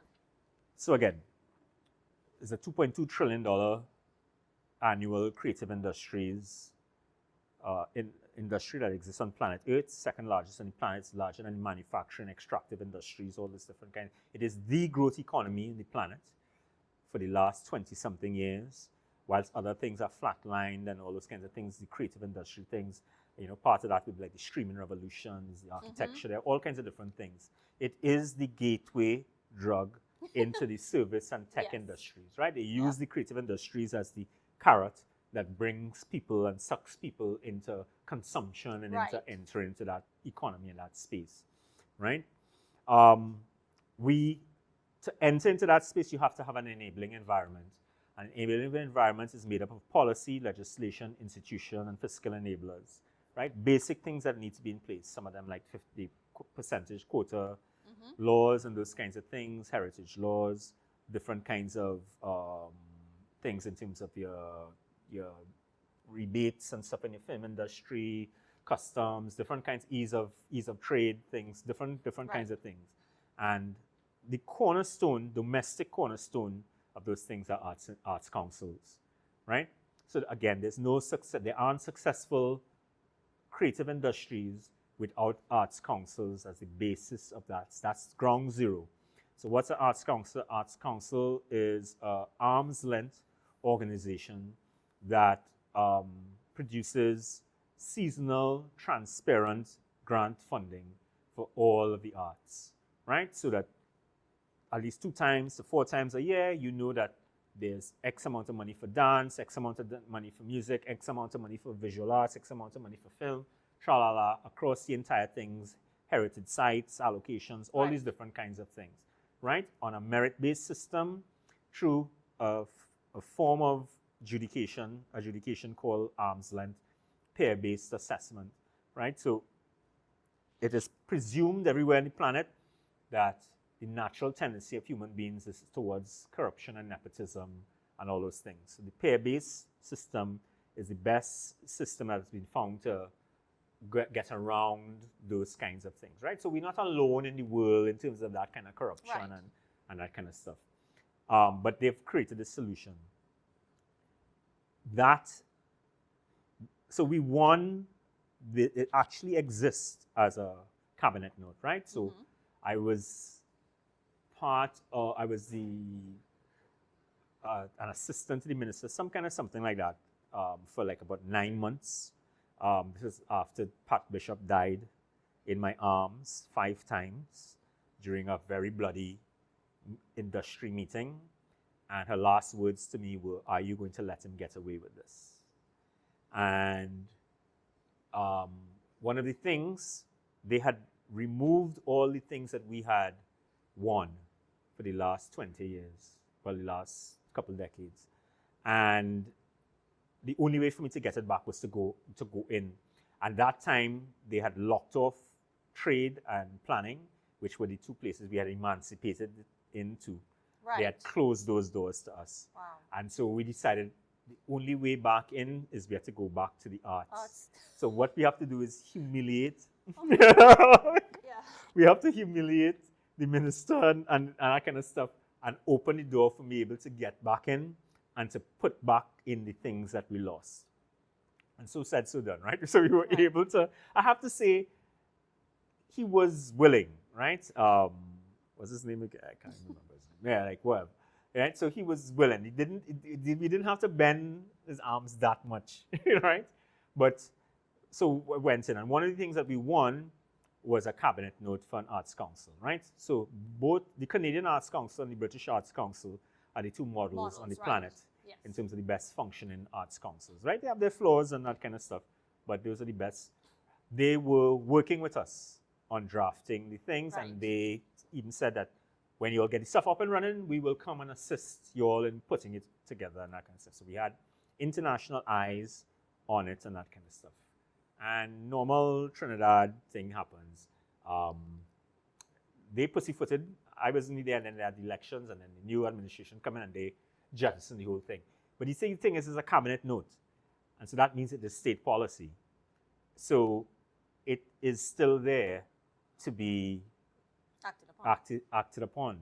That exists, right? There are a couple cabinet notes we won. There's one for the regularization of the land tenure of panyards, right? So 65 to 75% on state land.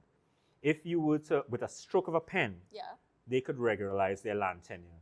It would be the largest migration of wealth into the hands of the creative classes and the roots classes in Trinidad and Tobago. You're talking about hundreds of millions of dollars would automatically appear on the ledger of these panyards and that side, because they would now own the land that they're on.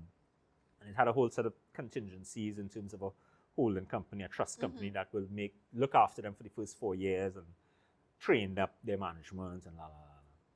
But yeah, so the Arts Council was this thing, and it exists to be, again, it might not be me, it might be some special person or squadron of people out there who sees upon this as their next, as the thing that the campaign that they ride into war with. But without an arts council, you can't have a normative creative environment, right? You're going to always have crabs in the barrel. You're going to have the Wild West. You're going to have, because nobody knows where money is coming from and whatever. It's all, manner of the gods or kill or be killed, which is what it is right now.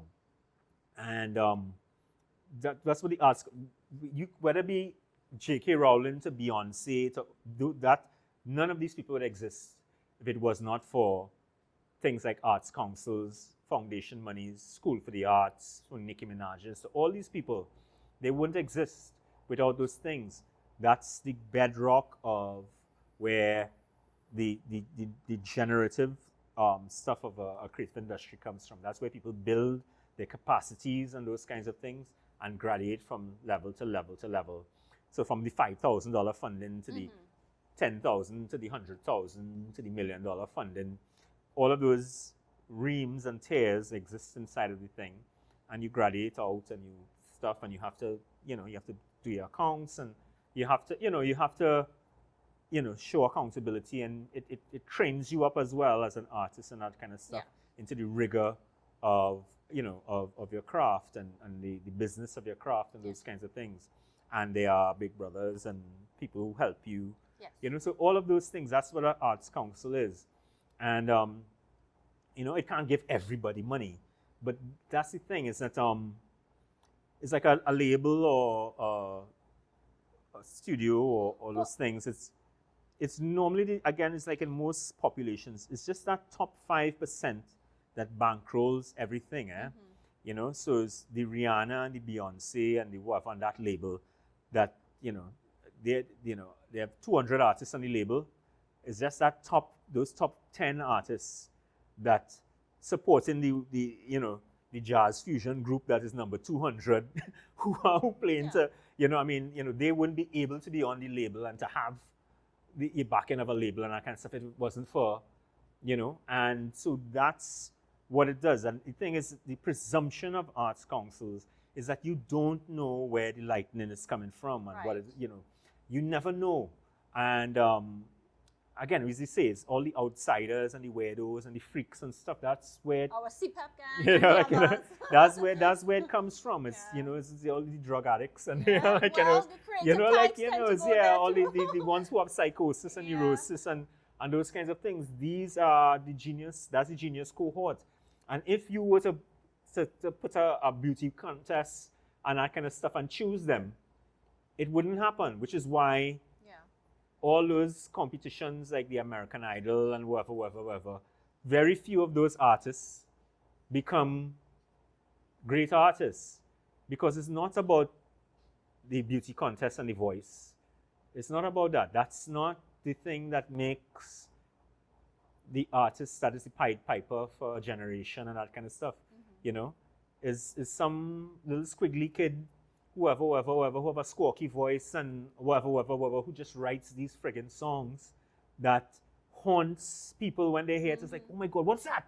Who's that? What's that? I mean, no, they don't have a 3-octave range, and they don't have what they have is the songs, and they have and so that's the presumption of the Arts Council. J.K. Rowling was an unemployed teacher who made bad choice in men, who was single and unemployed and traveling in the subway, and she just saw a vision in her head of a boy with a lightning scar, and she just sketched it on a napkin.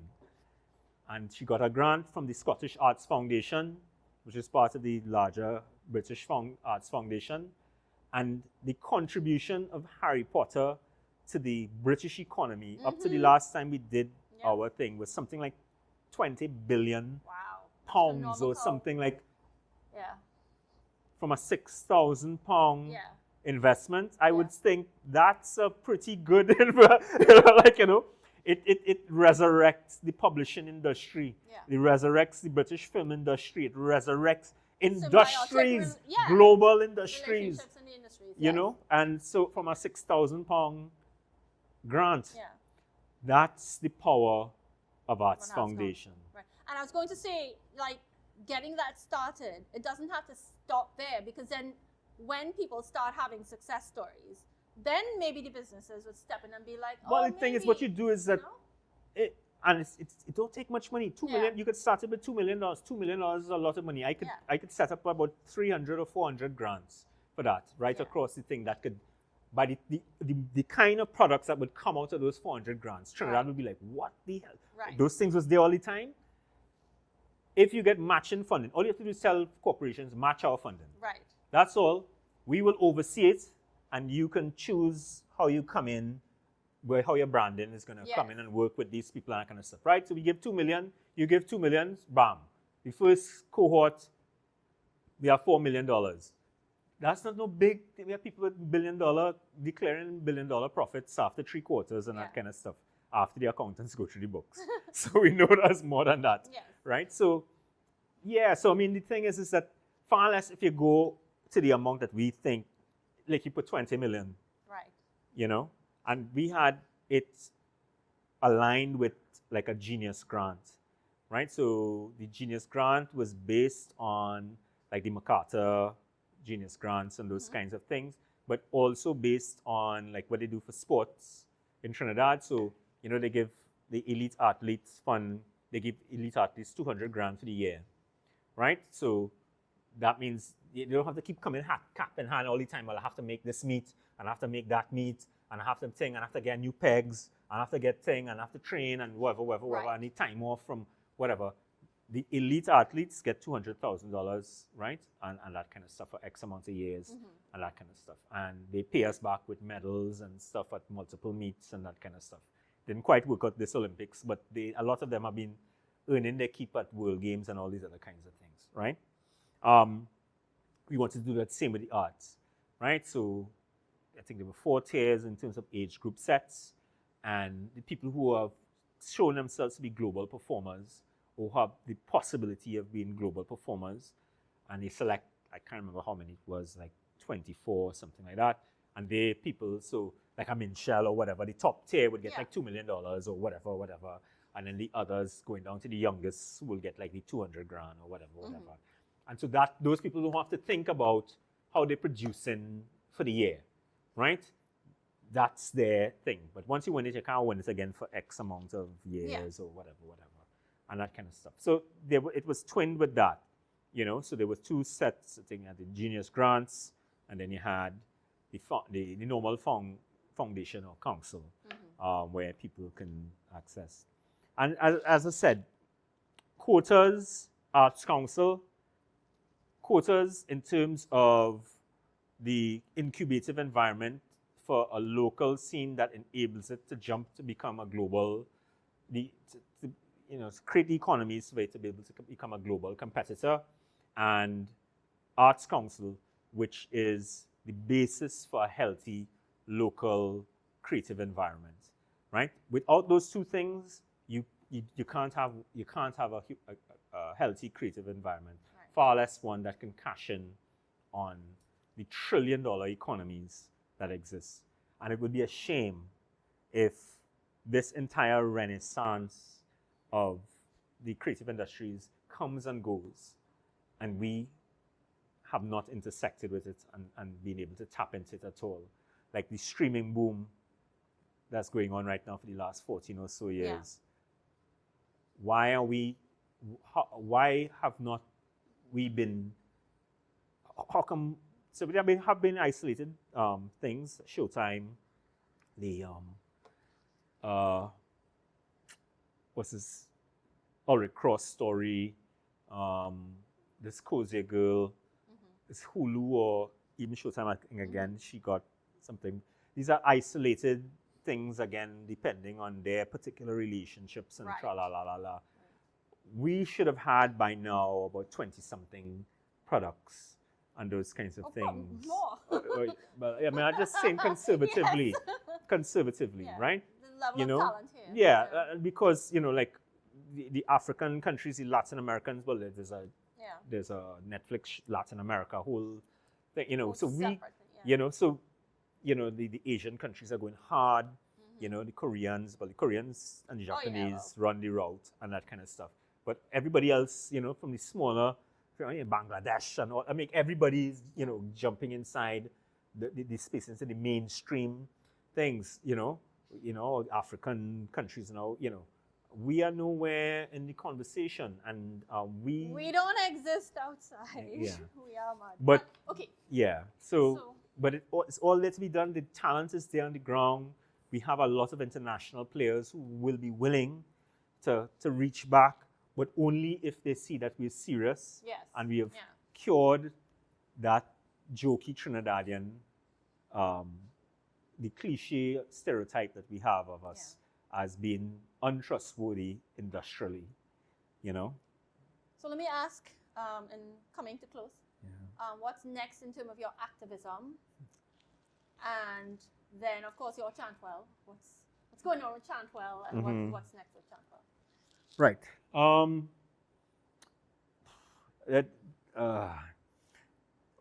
The project that I guess that we closest to right now is a project. Okay, I believe that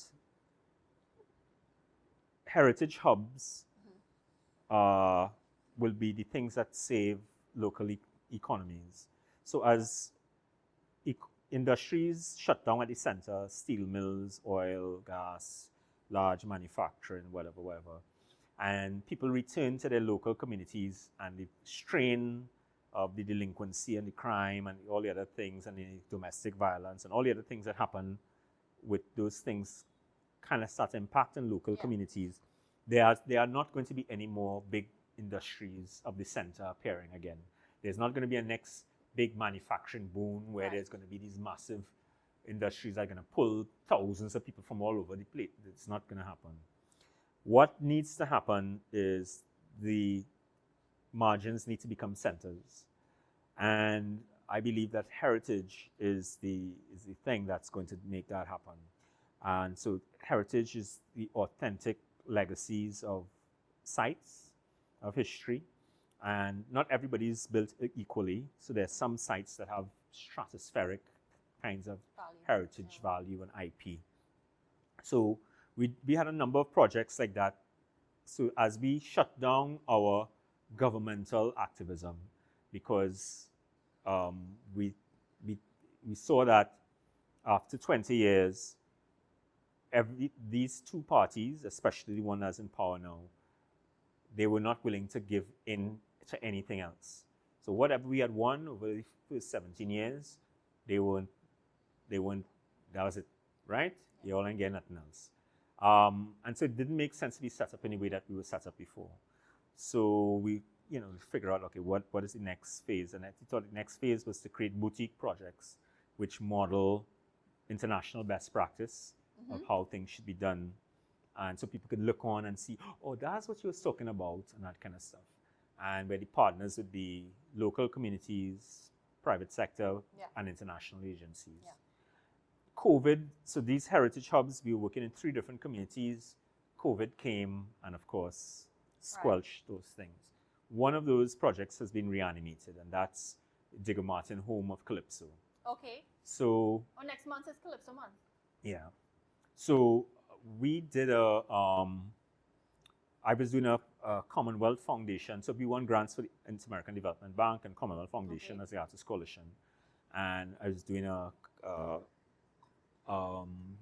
community read asset mapping for a community in Digger Martin. Okay. And when I was going through the history, I was like, wait, hold up. I started to see these patterns. So the first 6 recorded calypsonians in the historic record came from plantations in Digger Martin, right? Gruja, Sou Sou, Papa Couchon, and that kind of stuff, and the kings, a lot of the kings of Calypso went to live in Digger Martin, right? So Sparrow, Kitchener, Rudder, Chalkdust, Funny, a whole set of them, Brigo, all of them and that kind of stuff. All of them in the shadow of the hill that birthed Calypso. So Calypso was born in caves, right? So they were born in these caves under the Bergerac great house, right? That the mere idea that your core music, one of the 10 core musics on planet Earth with rock, jazz, whatever, Calypso is one of the 10 core musics, was born in a cave. It's such an incredible creation myth for music. So we did a pilgrimage and we found the caves and the openings for the caves and that kind of stuff and that kind of thing. And so there's this big mythology that exists. So all the kings came, 2 of them built palaces. You have Rainorama and Sparrow's Hideaway and that kind of stuff. And they all, for whatever reason, all came and built their homes and found their homes. Hideaway is like a cave. Right in the shadow of this hill where the thing was born. the first calypso monarch of all time, Growling Tiger, was born in Diego Martin, and I can sing Diggy's Plumber, the queen, well, not the first, but, queen, she was in Diego. So all of these, all of these things. And then the largest collection of Trinidad and Tobago calypso music exists in the Sean Rando's archive, which is by the Water Wheel, which is in Diego Martin. So it was too much, like, of all these different sites of calypso and music and that kind of stuff in the world and in Trinidad, Diego Martin could lay claim to being the home of it, right? It's the home of origins, it's the home of the kings, it's the home of the archive, it's incredible, the home of the first, And so it's a multivalent kind of project. It starts, there's a street called Cemetery Street that goes straight up into the Covine Hills. On it has a wall that is almost like 900 feet long, right? There's a nunnery, there's churches, schools, houses, and that kind of stuff, but this is big. Wow. And it's like, that's a mural. That's the history of calypso from the beginning all the way down. Yes. And this street is becoming like a ghetto because of this wall, which is all kind of whatever. This could now become destination city, right? So that's the first act, is this mural, which we launch next month. We start working on next month. The first 200 feet. October 2024. Yeah, is the 200 feet will be done. And then after that, we're doing on the hiking trail that goes up to the caves. We have to map the caves and all those kinds of things. So that becomes a whole big green eco thing and that kind of stuff. People, the whole village, trying to rehabilitate, because at one point the gang thing had reached there. It started to go down a little bit. So we have an opportunity to use the economies of that to get that bread and breakfasts, all different kinds of things there. So that, because the whole place now becomes this destination, we're trying to find real estate to do a Hall of Fame museum for all of those things. And so there are multiple sites all over Diego Martin, but the first things are concentrated around the Covine stuff. And we were working with, so when we did the hike, we're going up the hill and we're walking through people's plantations and stuff. Yeah. And it happens to be the people who do the Pigeon Peas festival, right? So the whole, there are also that other types of crops that's on the other side of the mountains, where the boys have the other kinds of things, which when it's legalized, hopefully they could now enter the picture with the calypso weed and and those kinds of things, right? But branding. No, I mean it's like Is that it? Yeah, that thing. So the Pigeon Peas Festival, people in the Upper Cemetery Street Improvement Organization, all of these are now part of our committee. They are leading. The whole thing is that the projects, all these projects must be owned by the community, majority owned by the community. No outsiders should be able to come in and lay claim ownership and whatever, and to the IP and to the brand and to the the sites and spaces. If they come into the space, the community must have equity. And so we're trying to put all those bona fides in place and to set the ball rolling. So that's the main project. But the thing is that we've won some battles without throwing much of punches. Yeah. But I think it's based on sometimes a fair factor people have of us and that kind of stuff. So that there's a massive recreation of Carlisle Chang's mural that was done by his apprentice Glenn Roop Chan, which is at the rival gate at Piarco, right? So you see it there with the big hummingbird man and that kind of stuff. That mural, the original mural, which was done on marble and that kind of stuff, it existed in the old Piarco and was destroyed by the then government in the 70s, right? Even though business people and other people said we can move the entire thing because this was at the time one of the top murals in the Caribbean, comparable to Diego Rivera's, Mexican murals and all those kinds of things. A minister sat down in the back one, lick it up, right? And so that sent the artist Carlisle Chang into a tailspin mentally and that kind of stuff. And it was always, for the artistic fraternity, was regarded as the original sin of the way that Trinidad and Tobago treats its artists, right? And the name of the thing is the Inherent Nobility of Man. Wow. Was the name The of irony, the, yes. you know, of the, so it was always considered as the great kind of curse kind of hanging over. And so I always had it in my mind that at some point in time it had to be recreated and put there. Lo and behold, his apprentice, Glenn, recreates Right. it as this massive painting and that kind of stuff. And we tried at that time, about 10, 12 years ago, to get it, at the same time of the 50th anniversary, to get it lodged in thing, but we failed and it didn't happen and it had to be stored and whatever. Lo and behold, 10 years later, I get a call from Glenn, Rubadiri, I want to find a home for the Inherent Nobility of Man and that kind of stuff. And I said, well, you know, the place I think is where it was torn down from, the arrival gate. It has to be the first thing that people see when they come out is this thing. That's how it was intended. It's like a spell. 2 weeks later, Glenn dies. No. Yeah. Out of the blue. Right? He gets hit, I think, with something. I don't know if it's a blood clot or I don't know, whatever. He dies. So this now becomes just like the Pat Bishop thing. This is like somebody's last dying wish. You know, Rubadiri. Fine. So I write like a hardcore dread note about this thing and this request and whatever, and it starts to get shared hundreds of times and thousands of views or whatever. Obviously, the politicians see it, and there were a number of threats, as is normally the case, I think, inside, inside there, that if this isn't to happen, so and so will happen, so and so will happen, whatever. I get a call. We want to do this thing. Yeah. I was like, okay. So I make it known because everything we do is transparent. Yes. If you go on artistcoalition.wordpress.com, all the documents that we have created and worked on and that kind of stuff are there on the sector documents page, right? Artists Coalition, artists with an S at the end, coalition.wordpress.com. We are committed to transparency and that kind of stuff. So all this stuff is there, right? All the dreams, all these feasibility documents, everything, all the arts council, all the cabinet notes, everything is here.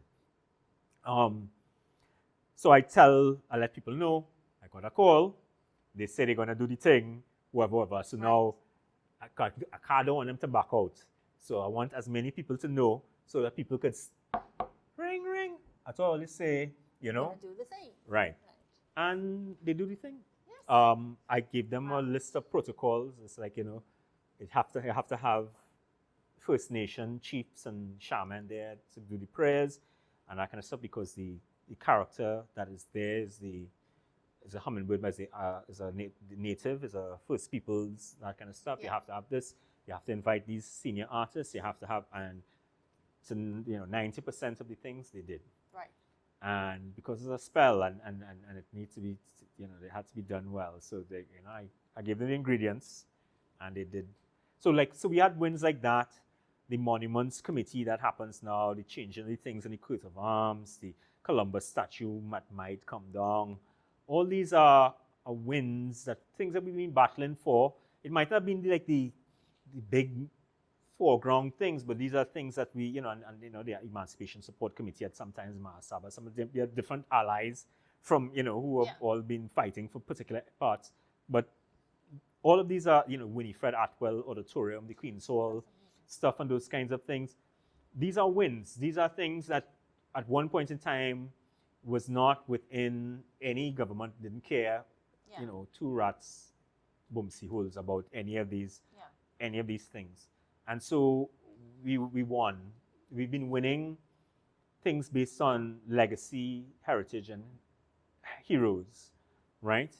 And I think, and to crown it all, we submitted 3 names to the national awards, and we got 2 of the people. So Roger Bootman, who's one of the greatest pop songwriters in the country, won a number of Caribbean music awards and national music awards and that kind of stuff for his original creations, and had under his wing people like Marshall Montano and a number of others who have become great songwriters of pop, Trinidad and Tobago pop. And Glenn Dragon D'Souza, the head of Kilimanjaro Mokojumbis, who was the person who resurrected the art of Mokojumbi and the tradition of Mokojumbi, not just in Trinidad, but globally. It was a dead tradition on the streets of Carnival and all over the diaspora, and he took it on his back and regenerated, and with that created a template of how dying and dead traditions, especially traditional mass and those kind of things, could be resurrected. Because at one point in time, we didn't know, nobody knew they were dead, and we didn't know how to reanimate them. And he showed that if you build the temple, and you had the high priests, they would come. And so he rescued hundreds of kids from ghettos all over the country, training them in these things and giving them his art, and spread it. Cirque du Soleil have some of his silk walkers, the black circus in the States, it's all over the world. He had troops all over the world formed from people trained by him, And so, we feel that because we've had these wins around heritage and heroism, one of the main projects that I want to battle for, and I like to be my legacy, one of the legacies I leave, is the creation of a National Hall of Fame, right? It has to be owned by the people for the people, outside the ambit of state and all that kind of stuff, where the selection of the people and that kind of stuff is done by people and those kinds of things, and it can't be on the say-so and the prejudices of different governments and la la la la. I feel that we're gonna try for that project. Create a number of different pathways, and go for that. So that's the other thing. As regards chants, well, I have to record my friggin' music. I have to record an album. I don't know how, because it's so expensive to record, right? And it's live band music. You're not going to be part of your own Sou Sou? Huh? The Sou Sou project? Well, if it ever happens, at least 16 songs, I need to get at least 16 songs done. Right. But that's like $6,000 to $10,000 to record a song. Per song. Right? That's a house. And I have to figure out some situation to be able to record my music faithfully. I have to. It's 30-something years of music pile up. It's 200 and something songs, and at least get me like 16 to 20 of those things out of my system and in the world. Yes. So I don't know anybody out there who willing and able to partner and who want to. Please help us. So it's funky songs, it's funky music, music, So that's it. In short term, I want to do a gig, a couple gigs. I want to bring a band back together because I've hosted a new material. Right. I want to work on it, and I want to, just play some music, play some gigs and stuff. Like, this place looks beautiful. Definitely. Absolutely. This will be one of the places, yes. Definitely here. But the usual suspect places. There are about 6 of them that exist in Trinidad that you can, so like, if I could do a little circuit of those 6 places, I will feel good. Record a couple of them off the board, and so at least we have something to work with going into the studio, and we'll go take it from there. We'll go see. Let me just follow up on one little piece that you were talking about prior. You mentioned coat of arms. Right. The pan and the coat of the arms. Just give me a little. Well, the thing is that it's about landscape and it's about self. Right? The thing is that, we have 300 and something battles to fight, to win back our country from moronic stupidity and corruption and all the other things. But, one of them is claiming space and landscape and symbols and those kinds of things. I don't know where people might put this in their ranking, but the thing is that these things mean something, the monuments that are in your space, the names of things in your space, the symbols of who you are. I was talking to Kes, and he's dropping me somewhere, and he said he had never taken on the whole thing, but either in Guadeloupe or Martinique, and they now going through their independence. They're trying to break away from France. Yeah. And so the thing is, for the coat of arms and the flag is up for them, like for real. Yes. And he was telling me, at the same time, the French government was trying to block soca music from coming to the island. Yeah. Right? And so he had a vested interest in all of these whole things because the people wanted them, but the French government was saying no soca, right? They don't like whatever, that kind of stuff. So he was getting involved in the whole thing. And he was saying, do you know that the symbol on this flag was a slave brand? Is the brand that they used to burn into. Yeah. And he said, that's the symbol on the friggin' flag. Right. He was like, what the hell is that? Yeah. How? Like, you know what I mean? That is madness. That's a spell. That is a spell. That is madness. And he said, what I think is the best argument for the whole thing. He said it's like if the Republic was to defeat the Empire and then they was to put Darth Vader on the he says what the whole thing about the Columbus thing is like, think about it as if the Republic finally defeats the Empire and the Emperor, whatever, and the first thing they do is to put Darth Vader on their flag. He said, what kind of, does that make any sense? Like, that is madness. So he says, like, what are we talking about? You know what I mean? Think about it. Yeah. Think about it. If you are really free and independent and that kind of stuff, would you, if you had all your faculties and your wits and all the information about you, it's like, flag. See, it's like, you know, Vader? Like, it's like, like Vader, Emperor on one, like Emperor on one secting, like the Death Star in the middle, like, you know, it's like, you know, like, it's like, you know, I mean, it's like, that is what we are doing. And so when he said it in those terms, it was like, yeah, I think people will get it if we say it in those terms. Right. And it's just those things. It's like those people, I mean, we did not know better. We were young and those kinds of things at that time, and we were choosing, and now we are older. But in terms of like the street names and the Columbus statues and those kinds of things, people erect those things as spells, as things to invoke and to inspire what the values and the heroes and the enterprise of what, that's why they do. And that's what they were about. They were about genocide and imperialism and that kind of stuff. So that's why is Lord Nelson and this one and that one and all these captains and military generals and pirates and whatever, because that's what they were about. And they wanted that, like, anytime they drive, like, yep, that's, like, you know what I mean? That's not what we are about. What are we about? And that's the question. Right. What are we about? And that's the beauty of the moment, is that we get a chance to ask ourselves that and to answer it. And to do all the hard work that, you know, the first committee, when they were doing the flag and the things and stuff, they could not do, or they did not know how to do, or they didn't have the information and that kind of stuff. But now we do. We have, you know, so let's do those things. Let's break the spell and do those things. And which is not to say we don't have to fix the hospitals and we have all of that stuff to do. But we might be surprised that by breaking the spell, might be able to move all those log jams of all those other things, you know, that seem so insurmountable. Maybe wipe the mud away off of Trinidad a little and show ourselves to the world. You know, I mean, no, there's magic.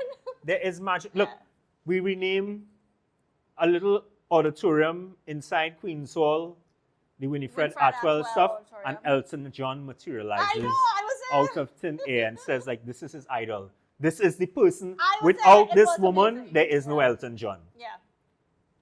It's crazy. We have hundreds of heroes like that in Trinidad. Hundreds.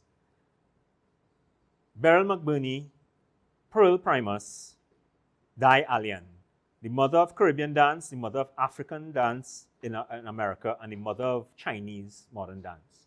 Wow. These three women were born in the same decade in Trinidad and Tobago. Collectively, these women have changed movement on planet Earth.